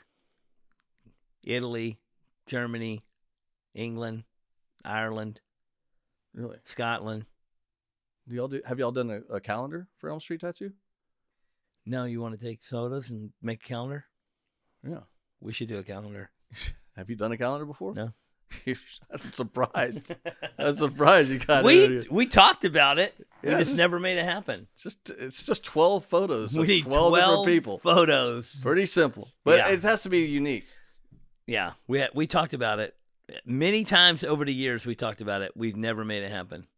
It's real basic now. I know. It's like people look at me like doing a, people ask me for like I should do a photo book, and it's literally I just have to, what the books cost like $15 to make, and all the skate photos, you just drag and drop into a folder. Do you have some? No, I don't have one, but it's like I'll just say it's so simple. Why not? Because I never wanted to. You should do it. I want one. A photo book? Just a random skateboard photo book? Yeah, that is pretty cool. The Hollenbeck skateboard photo book. I need to find McCown's photos. I mean, He's going to be missing out of there. I would buy one. Yeah, I should. I did. Oh, yeah. And speaking of that, too, another video that blew up was the Kurt Cobain photo when I shot Nirvana. Forgot about that. Was it at Trees? Yeah, it was at Trees. When he got beat up? Yeah. Yeah. I have the photo of when the guitar made contact with Turner's head. Oh, yeah. I've got it. I have it on my phone. I'll show it to you. I had to gatekeep it. I need a print of that. I'll give you a print. I can't put it online. I haven't put it online. Why? I can't put it online? On TikTok, and I did You can't put it online, or you won't put it online? I won't put it online. Okay. Because people are just chomping at the bit for it. Actually, some guys. Yeah, people are messaging me to get rights to use my photos. Because I only showed them in the video at TikTok, so my head was in the way, and you couldn't get a good print. So I knew what I was doing. So I was doing the green screen. I mean, I want a print of it. And then so I hate Nirvana. And it's like 2 rolls. I have 2 rolls of film, and that's it. I'm trying to find a third. And it's like a black and white roll, because I wouldn't even.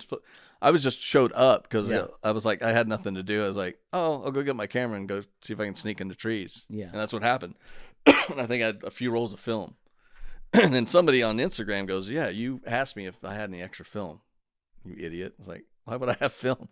It's like because I snuck up and I was like on stage between the PAs. You could see me. I had a hat on backward, my white hat on backwards, so people are finding me online. They're like, "That's you." I was like, "Yeah." Can see the shots, and they're pretty good photos. I need a print of that. Yeah, that one was very unique, and so that video blew up, and again, I think why I think Germans it's the Russians. There's just Russian photographers want to buy that photo. Sell it to them. I gave him a number. All right. I gave him $25,000. He said no. He said no.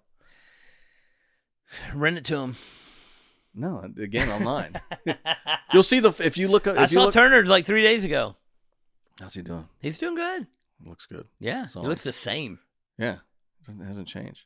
Yeah, they did an interview, like him and Jeff Lyles did an interview about it, and there's a really well done by some production company here, some film company, and they discussed everything that happened in between. They filled in all the pieces, Yeah. so it was very interesting. Well, you better hurry up and cash in on that photo before nobody cares about fucking I do that I shit know. anymore. No, I think I'm doing a book.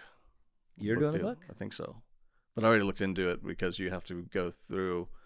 Whatever you do, you can't do merch. I can't do a book. You have to go through the Kurt Cobain estate. And do what? You have to go through them. To do what? They want some of that money. So you can do it, but you got to pay the estate. Why? That's just how it's set up. You can't use Alrighty. his photo of. Yeah, I can use the photo all day long, but what do you mean? it's my artwork. Yeah. But to use it how I want to use it, make shirts, books, and stuff, they will have to get some of it. Yeah, I wouldn't give him $1. Yeah, the legalities of it, but no, I want to do it right. Be the lost role of the Nirvana show, because the only other person was shooting was Spike Jonze. You know that cat. Yeah. Used to direct movies, kind of. Oh yeah. So, and he was the other photographer who has even better shots, and he hasn't put anything online. That's Well, what can you do? I know. What can you do? Well, Danny, thank you so much. Thanks for having me. Yeah, it's fun. It's good to see you. It's good to see you too. And we'll see you February 13th. We're going to give you a blindfolded tattoo. Blindfolded tattoo? Yeah. I'll do it. That'll be safe. It's going to be great. Oh yeah, we're going to post all the shit on how people can follow you, but you got a TikTok channel. Yep. TikTok page, what do you call it? Yeah, the TikTok channel. It's Hollenbeck to Nowhere. Hollenbeck to Nowhere. Same on Instagram. Same on Instagram. Hollenbeck to Nowhere. And Danny YouTube Hollenbeck. channel. YouTube channel, which is mountain biking. Hollenbeck to Nowhere. Danny Hollenbeck will be the truck and meeting Overland Life. Yeah, Overland Life. I think that's what people want to see. Do they call it Overland Life? What do they call it? Yeah, Overland Life. All right. That's what they call He's an Overlander, dude. it. I am an It's kind of like the Overlander. Highlander. Yeah, it is. I know. Off with their heads. It's very exciting. I know. It's wild. Cannot believe I'm doing what I'm doing. But thank you for having me. I appreciate it. I love you, It's so buddy. good to see you. Love you too so very much. We'll talk soon. Yeah, we'll talk soon. Later, dudes. Laters. Hey, please remember to like, share, and subscribe.